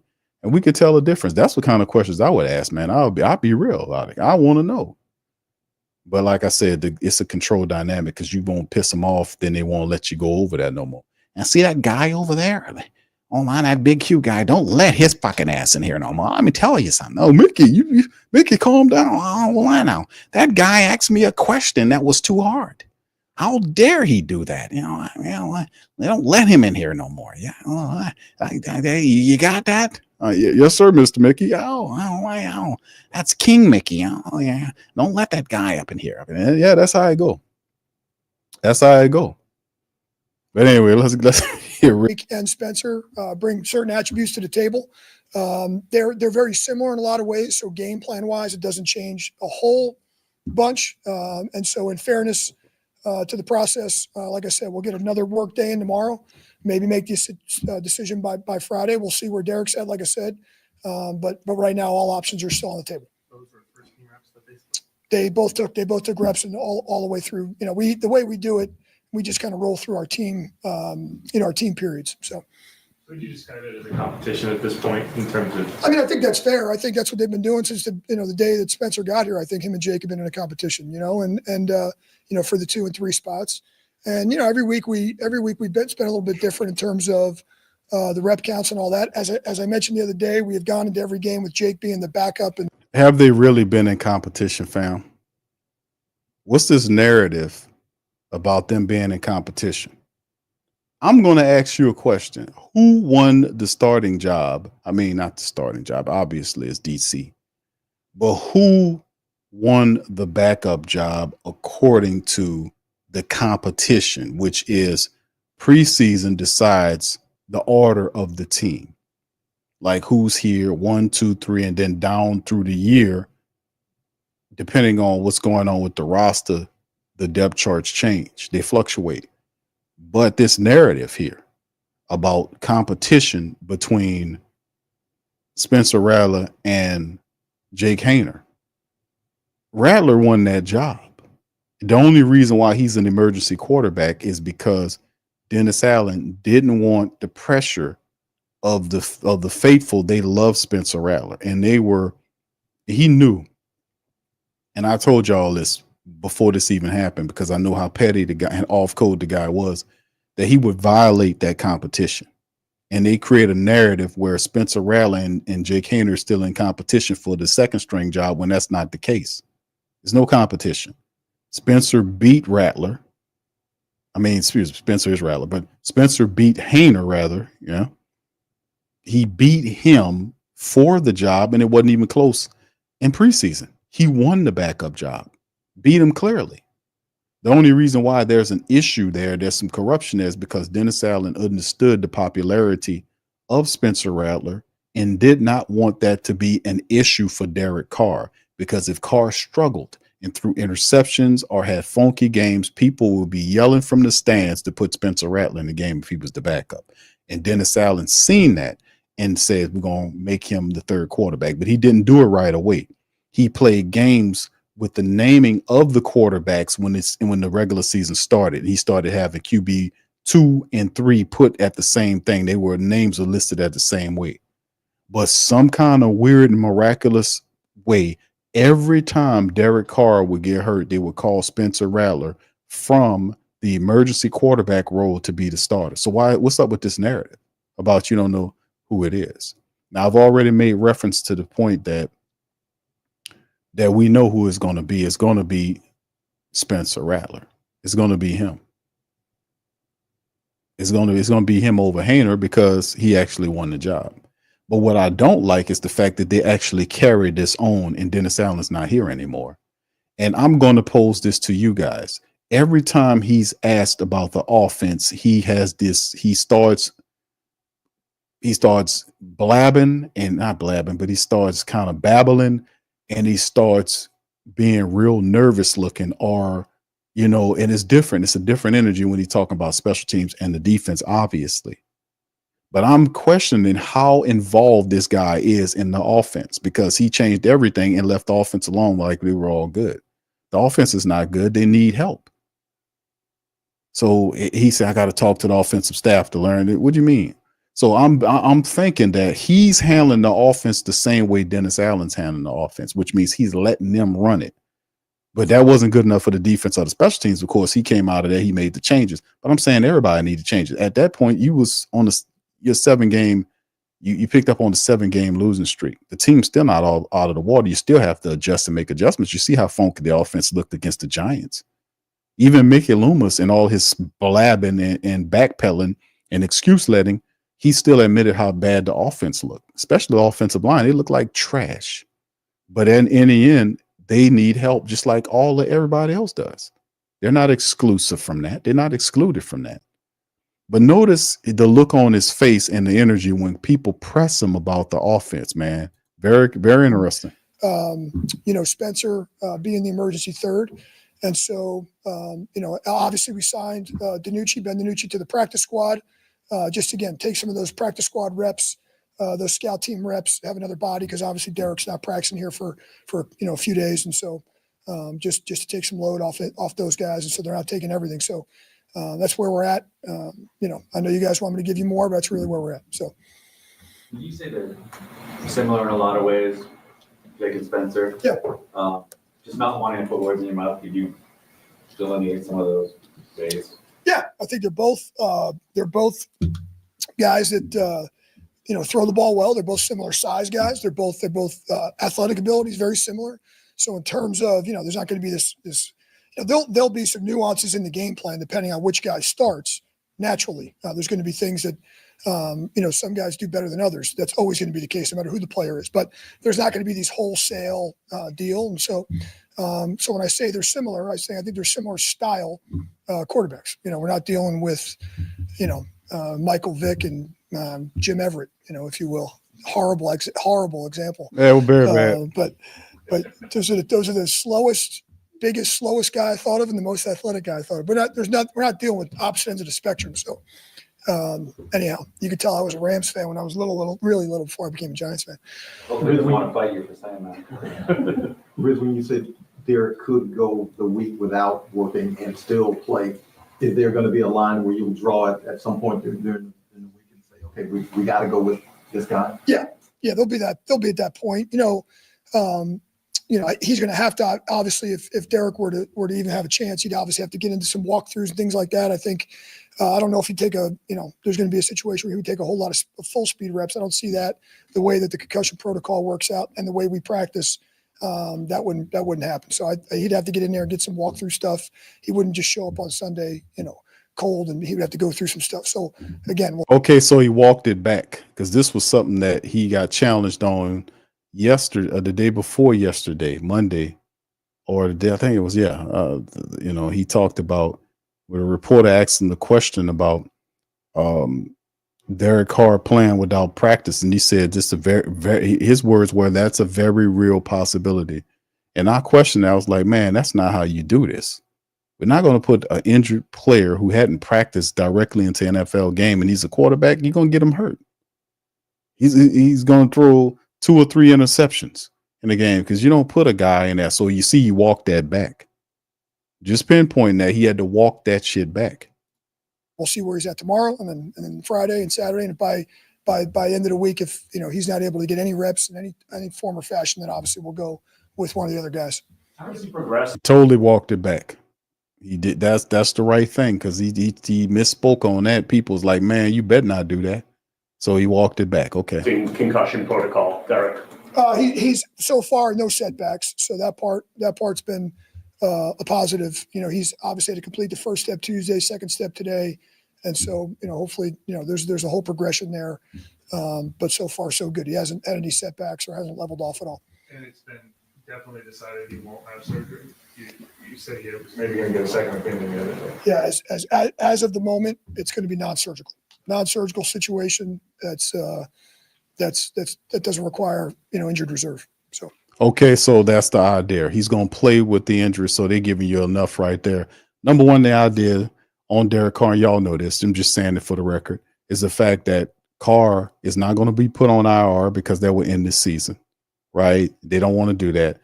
They want to not have surgery because that would also end with a time frame where he would have to end up being missed out on the season, because if you have a fractured wrist, as the reports are indicating, because that's the bigger injury, not the concussion, he'll clear concussion protocol probably next week. So we'll see how that goes. But the bigger issue is the fractured wrist. If they're thinking about putting a cast on the wrist and then fortifying the cast and then shooting him up with dope just to make sure he sees the field, because this is what they're looking at doing, because they're constantly pumping the rhetoric that, hey, man, Carr's all right. We're just going to keep on looking. Because at this point, if you do anything with IR, he's done for the year. So they want to try to keep him available. So they're going to move surgery out the way. So it's weird, man. If you got a fractured wrist and it's that bad, like with a lot of the doctors and the stuff that I look at, it definitely requires surgery. But for you to be considering that for Derek Carr, and he got a fractured wrist, that more than likely I promise y'all, when the season's over with, that guy's going to have surgery on that wrist. And for them to not try to put that guy in there and he got a fractured wrist on his 9 throwing arm, and then he going to take hits on that wrist, and they're going to dope shoot it up. They're going to put a cast on and shoot it up with dope. It's just unbelievable the type of bullshit these people do, but all in the name. But forget the safety. The guy has a fractured wrist, man. And we talk about concussion. That's not the bigger issue. It's a fractured wrist. Well, it's on his own 9 throwing arm. You have a fractured wrist and try to go to work. You ain't doing nothing with no fractured wrist, and you know that. But at the end of the day, man, this is safety. Are there any potential plans to open up Chris Olave's practice window? Like, is that even a possibility in the next few weeks, or are y'all still going? That all options are on the table there as well. I wouldn't close the door on that. I think Chris is in a much better place than he's been. As I mentioned, he's having some further meetings, but I don't want to close the door on that either. I wouldn't say that his season is completely done. I would say that let's see what the specialists and the doctors say, and let's make sure that all is good there, and then we'll discuss that. But he's starting to get some rehab stuff and things like that. He's starting to move around, so we'll see. So we covered this earlier in the broadcast about this is a Chris Olave update. The article was based on the report here, or the video rather, of him giving it, because this is right around the time where the Saints usually will open up the window for him to make a return, similar to what they do with most players. Like the recent player was Tanu Passanio. Although, they opened up the window, but they've been kind of stopping Tanu for the last 2 weeks. This is the third week. A lot of people anticipating him making this appearance against the Commanders. Chris Olave is ramping up. That's what they call it in NBA. It's a ramp up period where he goes back to working out, getting involved. So obviously he is going to play, because the question was whether or not they would shut him down based on what's happening. Now he's still saying he's supposed to be specialist. He's supposed to be. But if you're working out with the team, you're in the meeting rooms with he admitted all of this, then it's a ramp up period. And perhaps the window opens next week against Green Bay. And we would definitely need Chris Olave to have that, to be available for that matchup if he's good to go. So This week that he could return? Like, would you guys? No, I don't think we'll see him this week. He traveled with the team to New York. He did. He was on the trip. I'm sorry, I didn't mean to cut you off. He was on the trip with us this past week. Yep. Yep. Was that something he wanted to do? Like, what kind of prompted that? Yeah, he's trying to get back in the swing of things. So he's in meetings now. He's back. He's able to sit back in the meetings, and he's able to do some of those things that the IR guys are allowed to do. So, in whatever meetings he's allowed to go to, with all the weight room stuff that he's allowed to do, the rehab stuff. Yeah, he stutters on offense. I'm glad y'all recognize that, Big Valley, because I was seeing that. Because if you watch him talk about defense and offense, he's confident. But when you go offense, he is less confident. He rambles. He kind of, it's a different energy. He's like nervous when he talks about the offense because he didn't have a hand. He's not hand on with the offense. They're still operating with a sense of autonomy. That's what I get. So, I'm just saying that it's this, whatever his style or what he's doing in terms of the offense is the same thing Dennis Allen did, which is letting them decide on everything like that there. And every now and again, if they won't go for a third or fourth down play, he'll shake his head yes or no. But that's pretty much all the power because he didn't change anything there. He didn't command any play callers to be changed. He hadn't done anything. Nothing to the offense. This is the same offense we had under Dennis Allen. He didn't change anything. And that's a major mistake because the offense is a problem. We need some change right there. We need to switch around these plays. We need some change here. So yeah, I'm glad y'all noticed that, man. I've seen that too. Kind of following that protocol, the reserve injured protocol, and he did go on the trip with us to New York.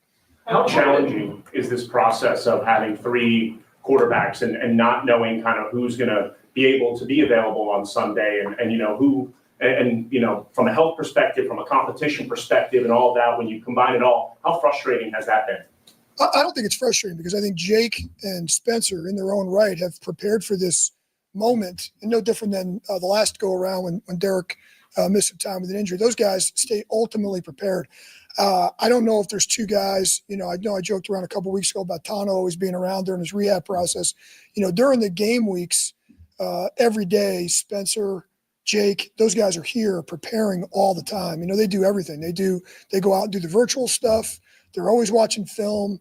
They're locked into their playbooks. And so, they're really the ultimate professionals. And so because of their preparation, I'm very confident that, whoever ends up being under center on Sunday will be prepared and ready to go. Both those guys have been great. So I wouldn't say it's frustrating. I'm frustrated for Derek that he's got to deal with these injuries. That's the frustrating part. But as far as the other two guys, I know that they're professionals and they're well prepared. Is Chris still in concussion protocol? Is he technically in the steps? The steps of the protocol, yeah, I really don't. Like I said, he's really got some meetings lined up. That as far as the exact protocol, I think he's past that part. But I don't put words in my mouth. When you said, I think last week that he had rescheduled something this week. Yeah, he's got a meeting coming up. I don't know the exact day. I don't know the exact day of the week it's coming up, but he's got a deal. But and to rephrase or clarify on the quarterback, is part of it you're not wanting to tell us or the Commanders yet who's starting quarterback, or the team has genuinely not decided yet who would start at quarterback? Yes. The first time? Yes, and yes. With Chris, That was the shortest answer I ever gave. in general terms, not to delve into, what's going on with him, but what are they looking for when meeting with concussion specialists? Is there a way to maybe see if a reoccurrence will happen? Is that what they're trying to Great question. figure Yeah, out? I'd love to sit here and tell you that. I'd love to sit here and tell you all the answers. I'm not backing out of the question. I really I not. realized I didn't know. Yeah, and I mean, I guess the best example I can give you is probably what Tua went through with the Dolphins. I think he's following a similar path to make sure, as I mentioned, I think way back in the beginning that, when he does come back, there aren't going to be any potential setbacks. And so I think that's the same, kind of following that guideline. I think our medical people have also communicated with those same people. Just so I'd love to tell you all the details about that. That's kind of out of my league, over my head. I'm not that medical person. I don't, and me on the Tua thing, I thought they should have shut Tua down for his career. I mean, he had some of the worst concussions you've seen in a while, but some kind of way the guy's still playing football. I think he still is. Isn't Tua still healthy? I mean, all those concussion and head injuries that guy has taken, and they still let him play football. I thought that was incredibly insane. That is incredibly dangerous. All the head issues that guy's had since he's been in the league, and he's still playing football. That is insane. And I don't know if I want any advice from the Miami Dolphins on that shit. Because to be honest with you, that is incredibly horrible. And this was some of the worst head injuries you've seen Tua take since he's been in the league. And it didn't got so consistent. It's like, damn, another head injury from this guy. I mean, why didn't they shut this guy? I thought they believe in health. How is he still playing football with all of that? How? You know, I don't get that part of the game. I don't understand.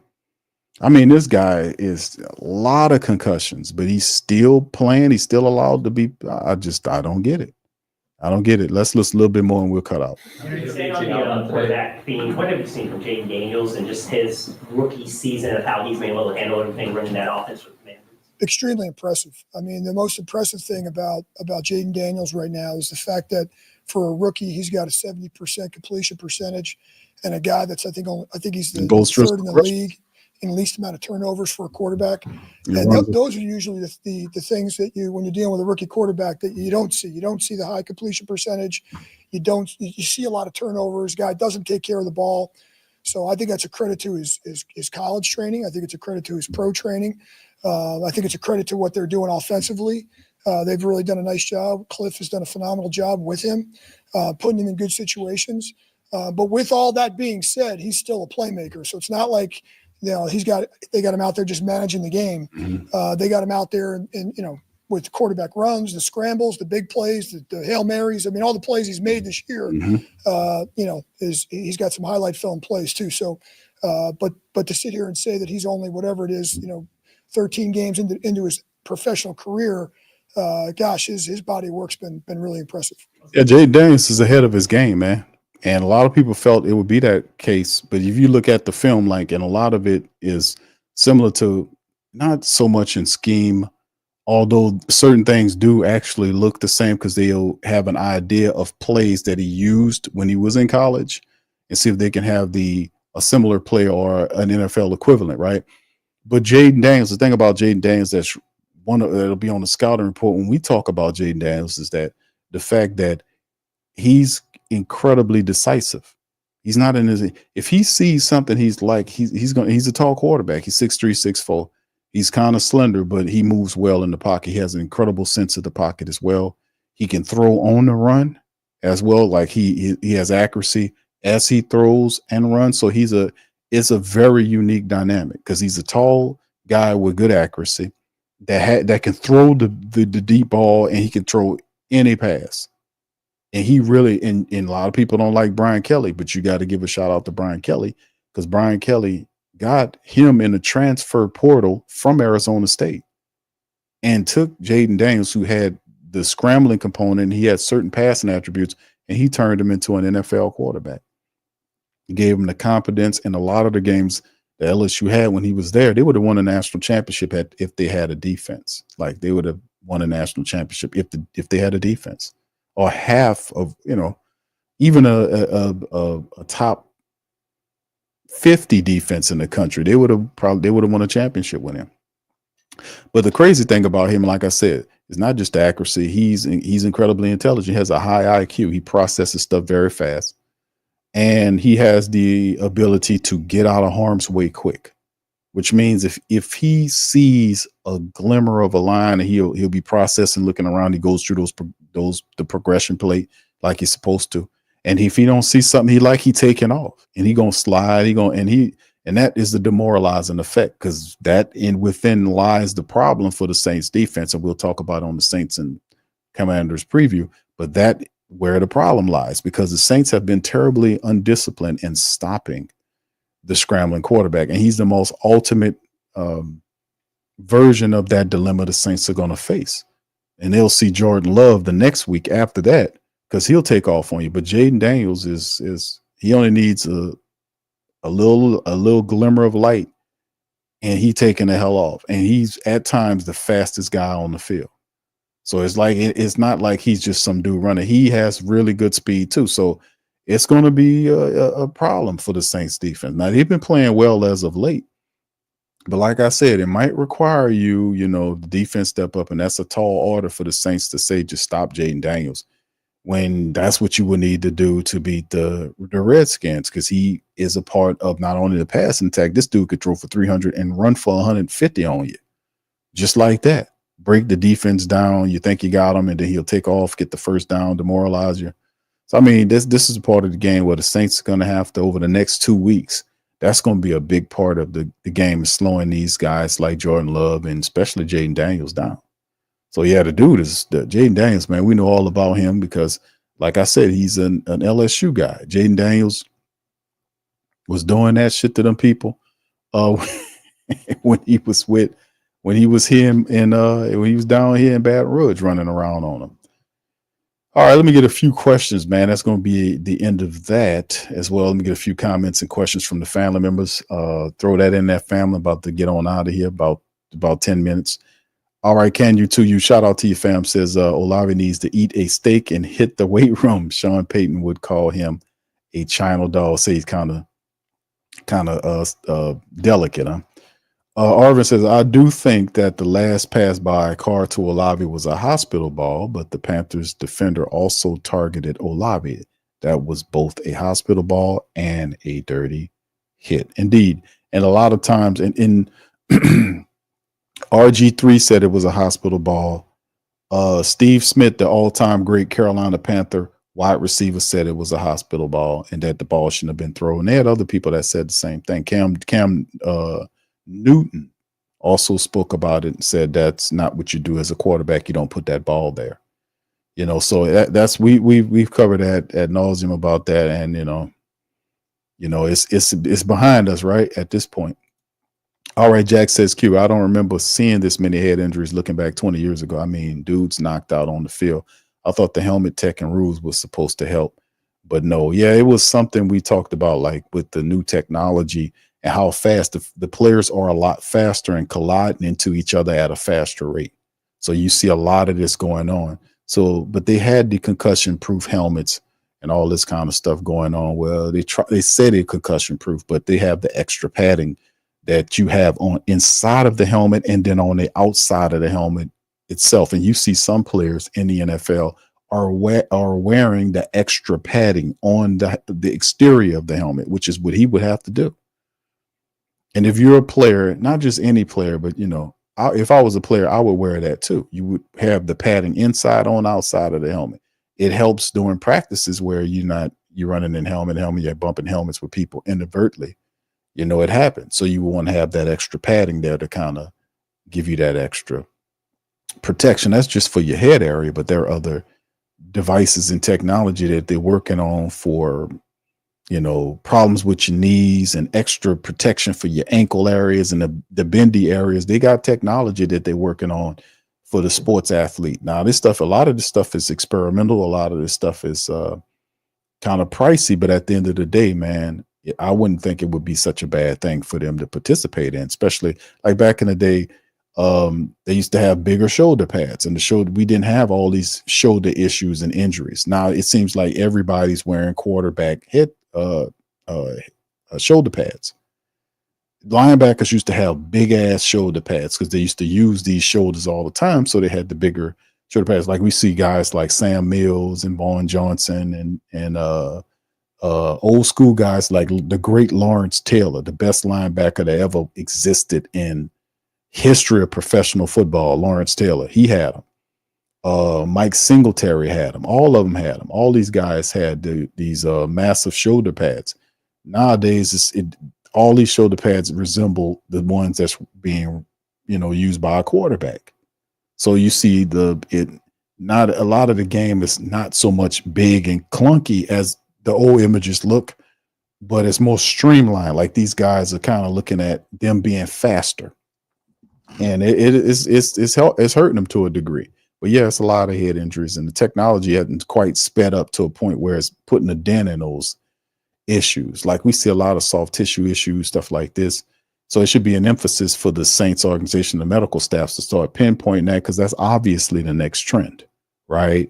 And we had soft tissue issues before, but let's see what's going on in the NBA, where a lot of players are getting hurt, and it's hitting the Pelicans 3 times harder than any other team because they're a team that just finally got something straight after years of suffering. And now that it went up again, now they find themselves on the tail end of it again because they are a reactive as opposed to a proactive team. So you would have kind of focus on finding people that deal with those type of issues and bringing them onto your staff so they can come up with ways to kind of get this under control. That's how you would do it, right? But it's all about how much is that going to cost? How much is it, and then they get into all that bullshit because it's cutting the profit down. So anyway, you're right on that. Arvis says the NFL needs to get rid of roughing the kicker rules on special teams. When the player goes for a block, they will more than likely hit the punter or the kicker. Another useless flag. I don't know if I would agree with you on that, bro, because if they run into our kicker and punter, I probably would get upset. I would say, you know what, that's good for, that sounds good, when it's applied to the Falcons, but, when it's applied to me, nah, I don't like that. I don't like, that's not it. All right, Damon says, hey, Q, we all know the reason there's not putting Derek Carr on our, he says, and we all know he want to play the Raiders. There you go. And at some point in the next, not this week, but the next 3 games after the fact, you probably definitely going to see Derek Carr out there with a cast on his arm and the Saints shooting him up with dope, the painkiller for him. And then when the season over with, you're going to hear a report him having surgery on that fractured wrist. And that's just, it is what it is, man. We've seen them do that to that guy. He played with all these with broken ribs. He said he couldn't even move and all this kind of stuff. So, it's just, that's not smart to do, man. It's supposed to be about protecting the player, man.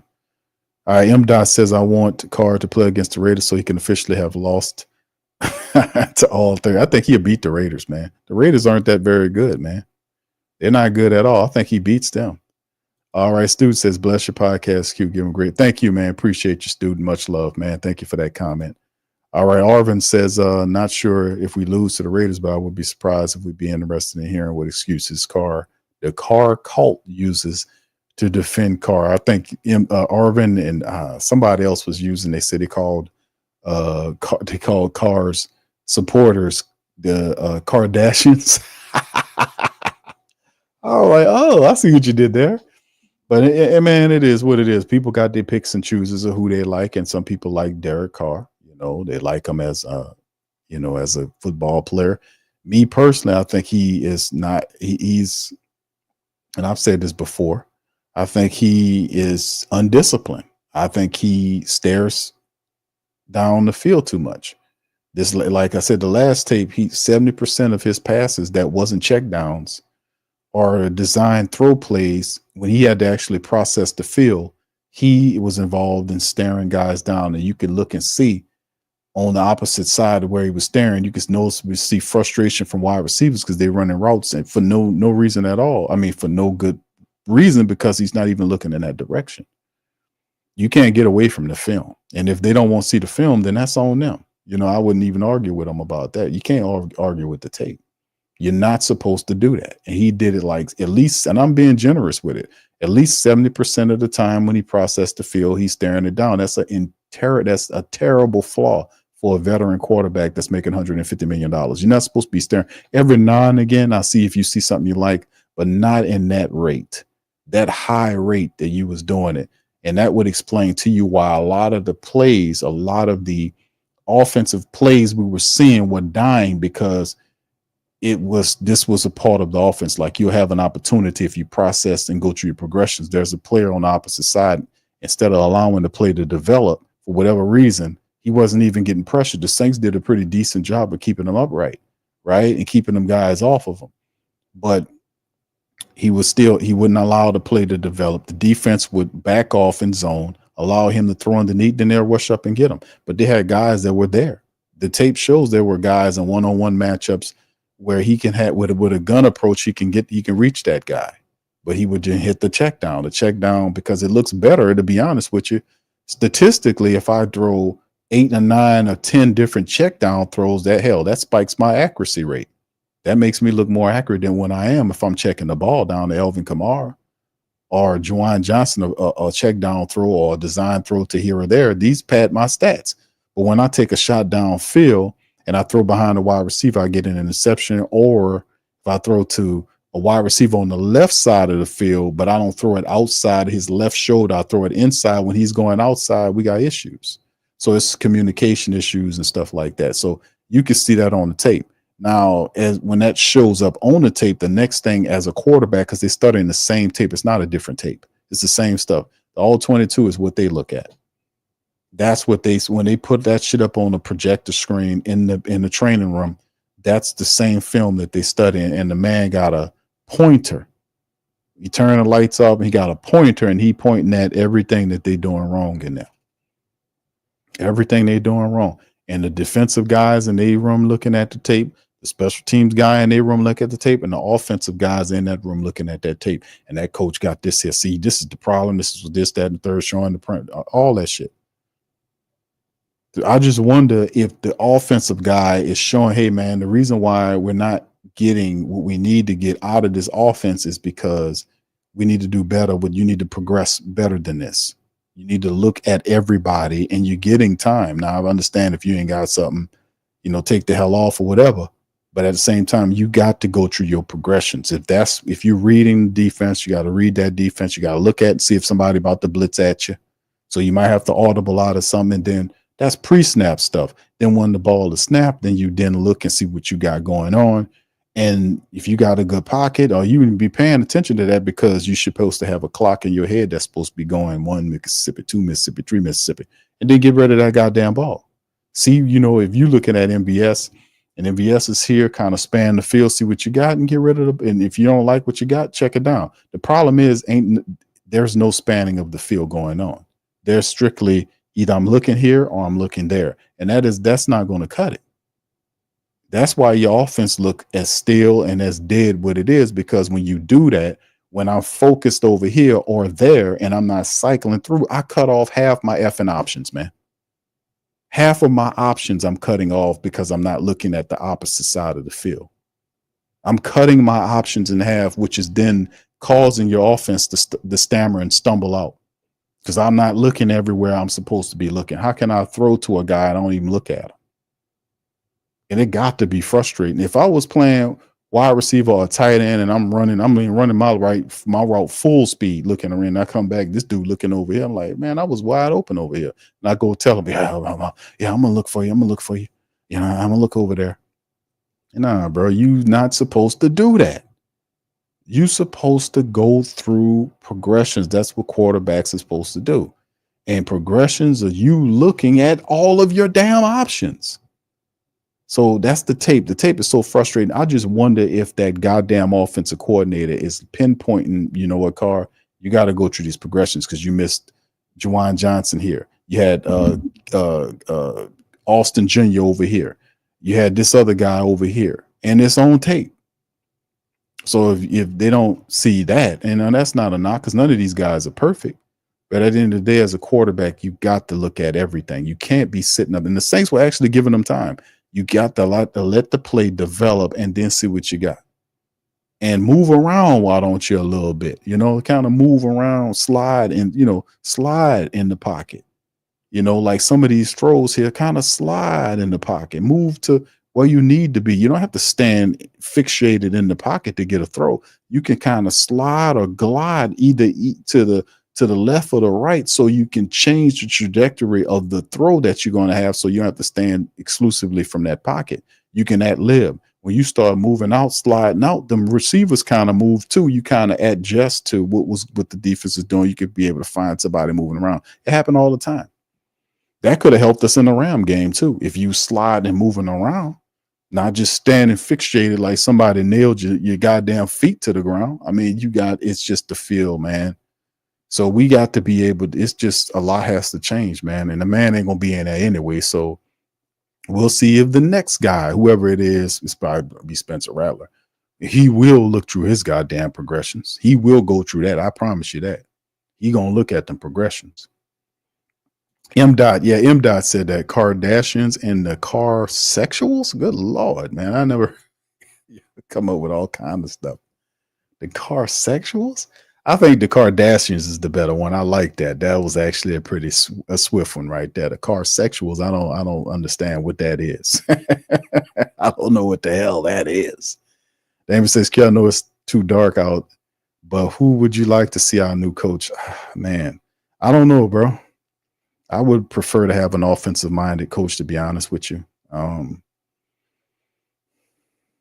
don't know. I'll have to look over, but I really would prefer an offensive minded coach, a guy that knows offense really good, that has a good resume there, that can do something with what we got here. I think defensively we built correctly. I wouldn't be surprised if a guy come here and say, I like Joe Woods and keep him. You know what I'm saying? Joe Woods is just, a respected coach like that. He could be kept. But I really would prefer, if I had my picks and choose, I would prefer more of an offensive-minded coach with a good repartee, a good mindset and offense to come here and kind of take what we got and kind of, do what we need to do, build on that moving forward. But really, that's what I look like. But outside of looking for that, I probably like a guy like Brian Flores. I like Flores, man, a lot. I like him a lot because he's accountable. He's really intelligent. And you can imagine like a move like they make Kai Hartley, the general manager, and then he picks Brian Flores as his coach. That'll be almost similar to a degree to what Houston did. Like when they brought in, what's the brother from Houston? Man, I'm drawing blanks right now. He's the head coach when they brought him in over there. And that guy used to play for Houston. He was a solid line, D'Amico Ryans. It would be like, even though Brian Flores didn't play for him, I'm not talking about that because they had the familiarity of him being a really good linebacker for them for many years, but it's just the energy, the youthful energy that he'll bring. And he's a serious coach. He's very accountable, and he's really intelligent on that defense. So I wouldn't mind that. But if I had to make my picks and choose, I would want more of an offensive-minded coach, or a guy that a smart coach that knows what kind of offense he wants to run and gets the right guy to run it for him. You see what I'm saying? But don't give them the autonomy. Like, okay, he's involved. That's what I'm saying. I'm trying to get away from the thing where you got a guy there and he wants to, you see what I'm saying? I want to get away from that. I don't want to emulate any of this stuff we've been doing the last couple of years because it hadn't been working. I don't want to have all these retreads. Can we just get somebody that's a youthful? I ain't gonna say too young, but Flores does have experience as a head coach. He had a sucker job in Miami where the guy was trying to pay him to tank the team because he was trying to violate the rules to bring Tom Brady on board. He got caught up in all that, and then the guy fires him and he sued him because he was trying to say that he tanked. And the guy lied and said that he didn't say that, and then it comes out that the guy did say it, meaning the head coach. I mean, not the head coach, the owner of the team. Lied and said, yeah, he didn't say that, and then it comes out that he did. And I think they only took a first-round draft pick from him and charged him like some money. Like, that's real scummy. Jermaine Secure, I saw Carr close up when I went to the Rams game. That guy, horrible footwork. Now I see why he's not a good QB. I've seen it up in person for myself. Yeah, a lot of people talk about Carr's footwork. And you're not too far off the truth, and you're not slamming them because Clint Kubiak and Andrew Janoko talked about his footwork. That was the first thing they mentioned, the footwork and speeding him up more than they talked about his progression thing. I was on the progression thing. I thought that, he needs to do a better job of going through his progression so he can see his options. He locks in on the field too much. And I was like, at one point during it, felt like how, you do get glimpses of really good throws. Like he'll rip a throw. I'm like, yes, that's what I'm talking about. He'll read and do this, that, and third. And then half the game is the opposite. It is very maddening to watch it because it was like one play, he put one on the rope to Jawan Johnson to get downfield to set up the first touchdown. And then during the next drive, he had a throw where all he had to do was throw that ball to Kendre Miller. It was a straight line throw. For whatever reason, he put a rainbow up there that allowed the defenses to get to Kendre Miller before he can even turn to get north or south. Like, why would you throw that ball? One time he got flushed out of the pocket to the right, and he was running to the right. All he had to do was throw on the run to Kevin Austin Jr., who was upfield, about 10 yards? He was on the run, and the guy wasn't even close. The defender wasn't close, but he did this and tried to throw it and threw it at his feet. I'm like, what? It's the weirdest stuff ever. So it fluctuates like this, and it's so maddening. It's so like watching is like, yes, that's what we're talking about, but it's not enough. It's like it's not enough. It's not enough because you'll see it and you'll be like, yes. And then the next throw is like, why he did that? What was he throwing at? Yeah, the pass that he threw into triple coverage. I was like, why are you throwing that? And you looked at the tape, he had a better option on the left side that he never looked at because he was staring out on the right side in triple coverage. You know, the Jawan Johnson throw, which was Jawan was blocking, then turned like he was going to catch it, but the Giants knew that play because they ran it before, and they had 3 Giant players around Jawan Johnson, right around the line of scrimmage. Now, actually, he was 2 or 3 yards behind the line of scrimmage. And I was like, don't throw that ball. Just throw it and throw it as an incompletion. And he threw it to Jawan Johnson, and you seen him looking at the defenders behind Jawan Johnson, and they automatically hit him, and it was a loss on the play. It was a 3rd down play, by the way.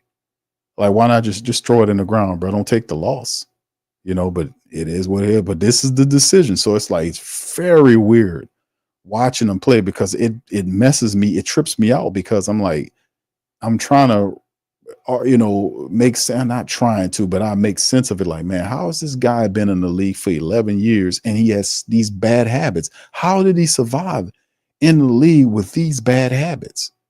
I mean, how did he do it? How did he get $150 million out of us and he can't even consistently go from left to right or right to left fan through progressions?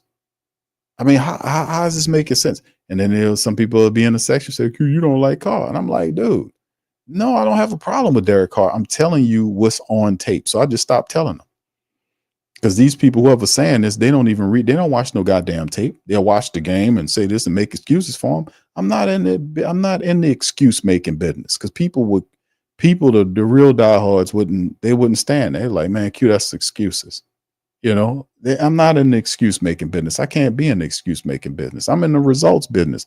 I can't make excuses. As long as I'm making excuses, I'm not getting no answers. I have to be able to pinpoint exactly what's going on. And the tape tells you everything. If you don't believe me, go look at the tape. The all 22, study the film and watch Carr's head. Watch where his head's facing. It's very clear. The tape shows when the ball is snapped and he has to read the field. Either staring this guy down over here or he's staring over there. He don't go left to right or right to left. He doesn't do it. He stares down guys here. And some case, like at least 50% of the times when he did read the defense, he didn't let the play develop. And there was no pressure on him. Like you guys literally running. And instead of watching the play develop to see if you have an option there, he just immediately checks it down. He checks it down. Boom. That helps pad his stats and make his accuracy look a lot better than what it is what it does. But it don't necessarily always translate to success for you. It also shows why you're not getting that ball moving on them 3rd downs like you're supposed to, and a lot of those drives are ending in punts. You can watch every one. They got it on tape. They show it to you twice. They show it from the side so you can see all the wide receivers, and then they either show you from the back where you can see his head turn, or from the front where you can see where he's looking at, and it is very clear. You can see that head looks there and it stays over there, or it look over here and it stay over there. It's clear. So I stopped talking to them people because I'm like, man, y'all don't know what the fuck y'all talking about. Y'all not looking at no tape, man. Get your NFL subscription and go look at the goddamn tape, or join Patreon to know what I'm talking about, man. Join our Patreon. You can see it for yourself. All right. But anyway, shout out to the fan. Appreciate y'all. I don't know about Cliff Kingsbury, bro. I'm not Joe Brady. I don't know, bro. Cliff Kingsbury and Joe Brady are question marks for me. Although I do like Kingsbury somewhat, but I don't know if I'm ready for those guys to be the head coach of my team after we just can't see. The thing is, fam, you don't want another, I guess what? You had Sean Payton. You had Dennis Allen. It's a possibility the Saints can miss the playoff for the 4th year. Whoever comes here is got to be able to take the tickets. What he's getting, he's not going to get a brand new, fresh team. He's going to get older players on his team. So there'll still be a requirement for him to win for the next 2 years to get the team to the playoffs before things flip and you have a rebuilt team with new players that's coming here. You know, in 3 years from now, the team is going to be a DeMario, Tyrann Mathieu. All of that is going to change. In 3 short years from now, all those guys, Cam, all those guys are going to be retired. Carr's going to be gone. Elvin Kamara.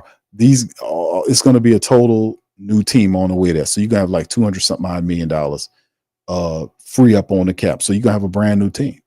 So whoever you pick next year will have to be a guy. And this is the thing, because we're talking about all these coaches. But it's going to have to be a coach to understand that he ain't going to have all that money to work with because of Mickey Loomis screwing up the cap. So he have limited resources with money. He'll have to be tasked to win with Derek Carr as a quarterback because Mickey ain't going to let you get rid of him. And that is Mickey Loomis making the calls. So we trying to pick a coach. Who's picking the coach? Is Mickey Loomis picking the coach? And do you have trust that Mickey Loomis will to make the right coaching call if he's the guy? So if he's the guy making a call for the coaches, I don't trust the process because how bad he screwed up with this Dennis Allen thing. And then he didn't let it go quietly into the realm to the night. He's sitting up here jeffing for him, saying that the man is he's a great coach, even though he's not. You're saying that because you can't even take the L. The guy didn't even take the L on that. He made that bad call. And he's trying to play it like, well, you know, it's just injuries. That's the reason why he didn't excel. And that's not the truth. And Mickey Loomis was backing every F thing that guy was doing. When he threw his team under the bus, Mickey Loomis didn't drag him aside and say, hey, man, you can't do that. You can't do that. You can't do that, Dennis. Oh, I know. You can't do it. You didn't do it because even Hurst said thought he was going to get fired. Every F thing he did, from backstabbing players, from violating competition protocols with players, every F thing that guy did, Mickey Loomis backed him up. He didn't talk to none of them players. Only time he wanted to go and talk to them players was at the end of the year when that bullshit talk wasn't going to hurt nothing. Did he go and talk to the players when the Saints was in the midst of a 7-game losing streak? Did he go talk to them after 3 losses, 4 losses, 5 losses, 6 losses, 7 losses? He didn't talk to none of them people, but he going to wait to the end of the year to have a conference call with the players to go in there and berate them and tell them it's not going to be comfortable for him this year. Where was his talk at during the losing streak? Because he's a joke. I keep telling y'all that, man. The dude's a joke. So if he's making a call for the head coaches, man, I don't have any confidence in that at all. We just keep it all right. I don't have any confidence in that at all. And everything I'm saying to y'all can go look the shit up for yourself. I'm not pulling this stuff out of the thin air. This is what it is and how it is. The guy can't be trusted to make a competent head coaching call. He can't. Because whatever he's going to do, he's going to try to direct the scenario where he picks up a coach that will be agreeable to what his demands are. And I can't have that. I can't go for that. That's why I've been telling people, don't go back there and give your money to them people. Still hold out. Don't go there and buy no shirts. Don't go there and buy no more. Don't go buy no tickets. Don't go up in that goddamn dome. Still hold your money out and wait to see what they're going to do. Don't give your support yet. We got Dennis Allen out, but this is not it. You won the battle, but the war rages on. We still have stuff to do. So don't fully support these people yet. We need to see what they're going to do with this Mickey Loomis character, because he's the next shoe to fall. He needs to be redirected. Dennis Lauscher needs to be redirected off their positions. They need a facelift at the top of the organization, but underneath Gale. You need football people there of youth that has some resume of success. You need that in the upper echelons of the organization, not old Mickey and an ineffective Dennis Lauscher who don't know nothing. You know, I'm just keeping it real. This is real spill. That's why the Saints have these problems. And you can't have a coach look at tape and see that your quarterback is staring down people and not correct him on it. Like, listen, dude, listen, man, I can't have you out there doing this. This is not going to cut it. You can't do it. You can't. That's a violation. You won't win that way. And smart teams are going to take you apart because they're going to just read that guy's eyes right to the where the ball is going. They're going to either lead to a pick or somebody getting their ass knocked off. It's just what it is. I'm just telling you. Yeah, but you going into that time frame, and based on that, you still, if you look at Cliff Kingsbury, it's Cliff Kingsbury and Joe Brady is not going to get that done. They're not. Whoever that coach is going to be, if Mickey is running the search, whoever that coach is going to be a guy that has to be agreeant to what he's been doing with the team over the next couple of years. So they would have to basically say, yeah, we're going to be cash strapped for the next couple of years. You're going to have to win with limited resources. You're going to have to draft, and we're going to operate through free agency, and you're going to have to basically build on what we have now for the next 2 years to win with that. See, the job comes with restriction, unlike a Chicago Bear job where they got a new quarterback with potential and more money than you know, this type of stuff. And it's just this. The Saints have a lot of issues with the team. Money, all that. Old team, money, a quarterback that you can't do nothing with. The guy keeps getting, he's unfortunate, he gets hurt. And as you get older, you got an escalating contract on an aging player who keeps getting hurt. So who gonna want that? But a Willie Green type of coach. Willie Green, for the Pelicans, he's like, I ain't gonna be a coach before, anywhere else. I might as well take the job. Okay, you can have the job, but David Griffin, will pick all of your assistant coaches. Okay, now will you tell me where they do that at? But he took the job though. Because he a yes man. He took the job. I do it. I'll do it. That's what happened. You want a yes man for your coach? Because that's what kind of dude it is. So, like I said, man, Loomis, it depends on what's going on with Loomis, because he will try to finagle the future, because he ain't gonna want you to break these contracts. He's gonna want you to stay with these contracts. And what he's done, he's gonna manipulate the play so you stay on this path. And it's not a smart path, but he's gonna stick you to that. So where is his future in that regard? That's the question, not the head coach.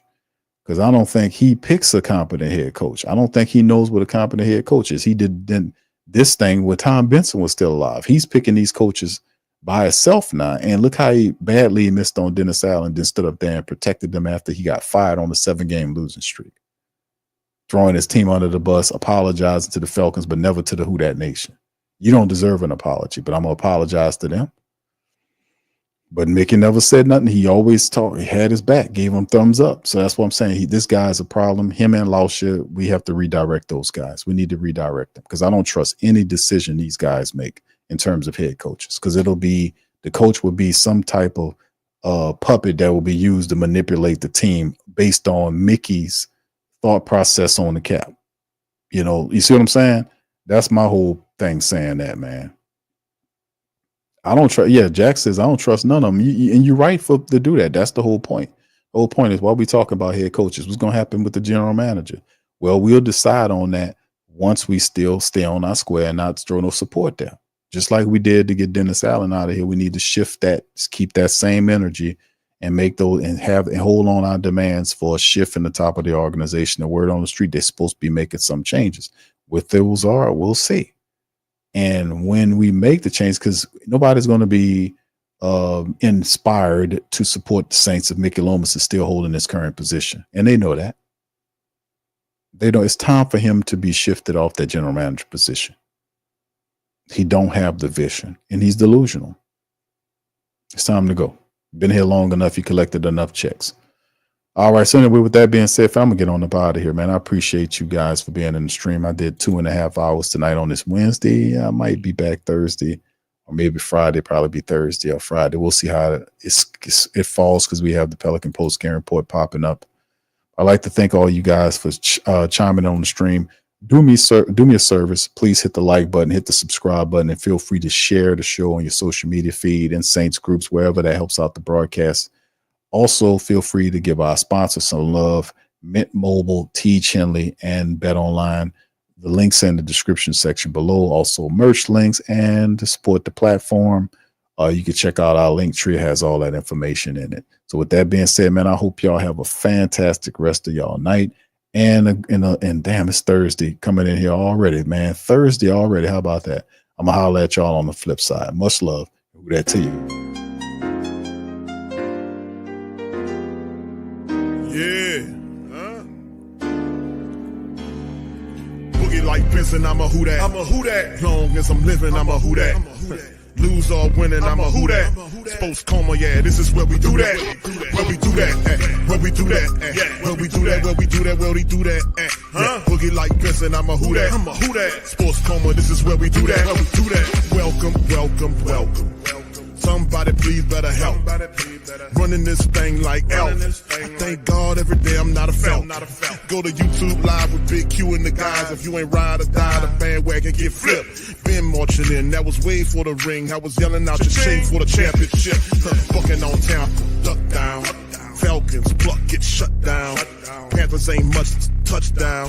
The vision really belong to us now. So much hate on the Saints, you could probably tell. Ever since Bounty Gate hit the NFL, when things seem fishy and you probably smell the crooked referees on Roger Goodell. Yeah, running like this and I'm a who that. Every day I'm living, I'm a who that. Lose or winning, I'm a who that. It's the Sports Coma, this is where we do that. Where we do that, where we do that, where we do that, where we do that, where we do that. Boogie like this and I'm a who that.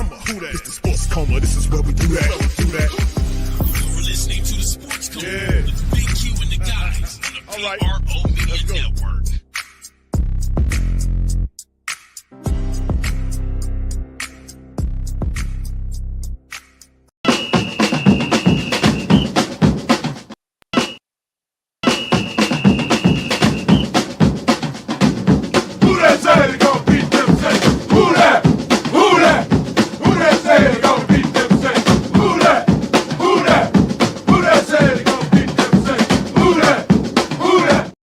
Bet Online is the world's most trusted betting platform and your number one source for online betting. From the earliest odds to in-game live betting, Bet Online provides you with all the action and the ability to watch the games as they happen. With the largest selection of odds on everything from football, NBA, and college basketball, NHL to UFC and MMA. Head to Bet Online today to get in on all the action with America's most trusted site for online wagering. Bet Online, the game starts here.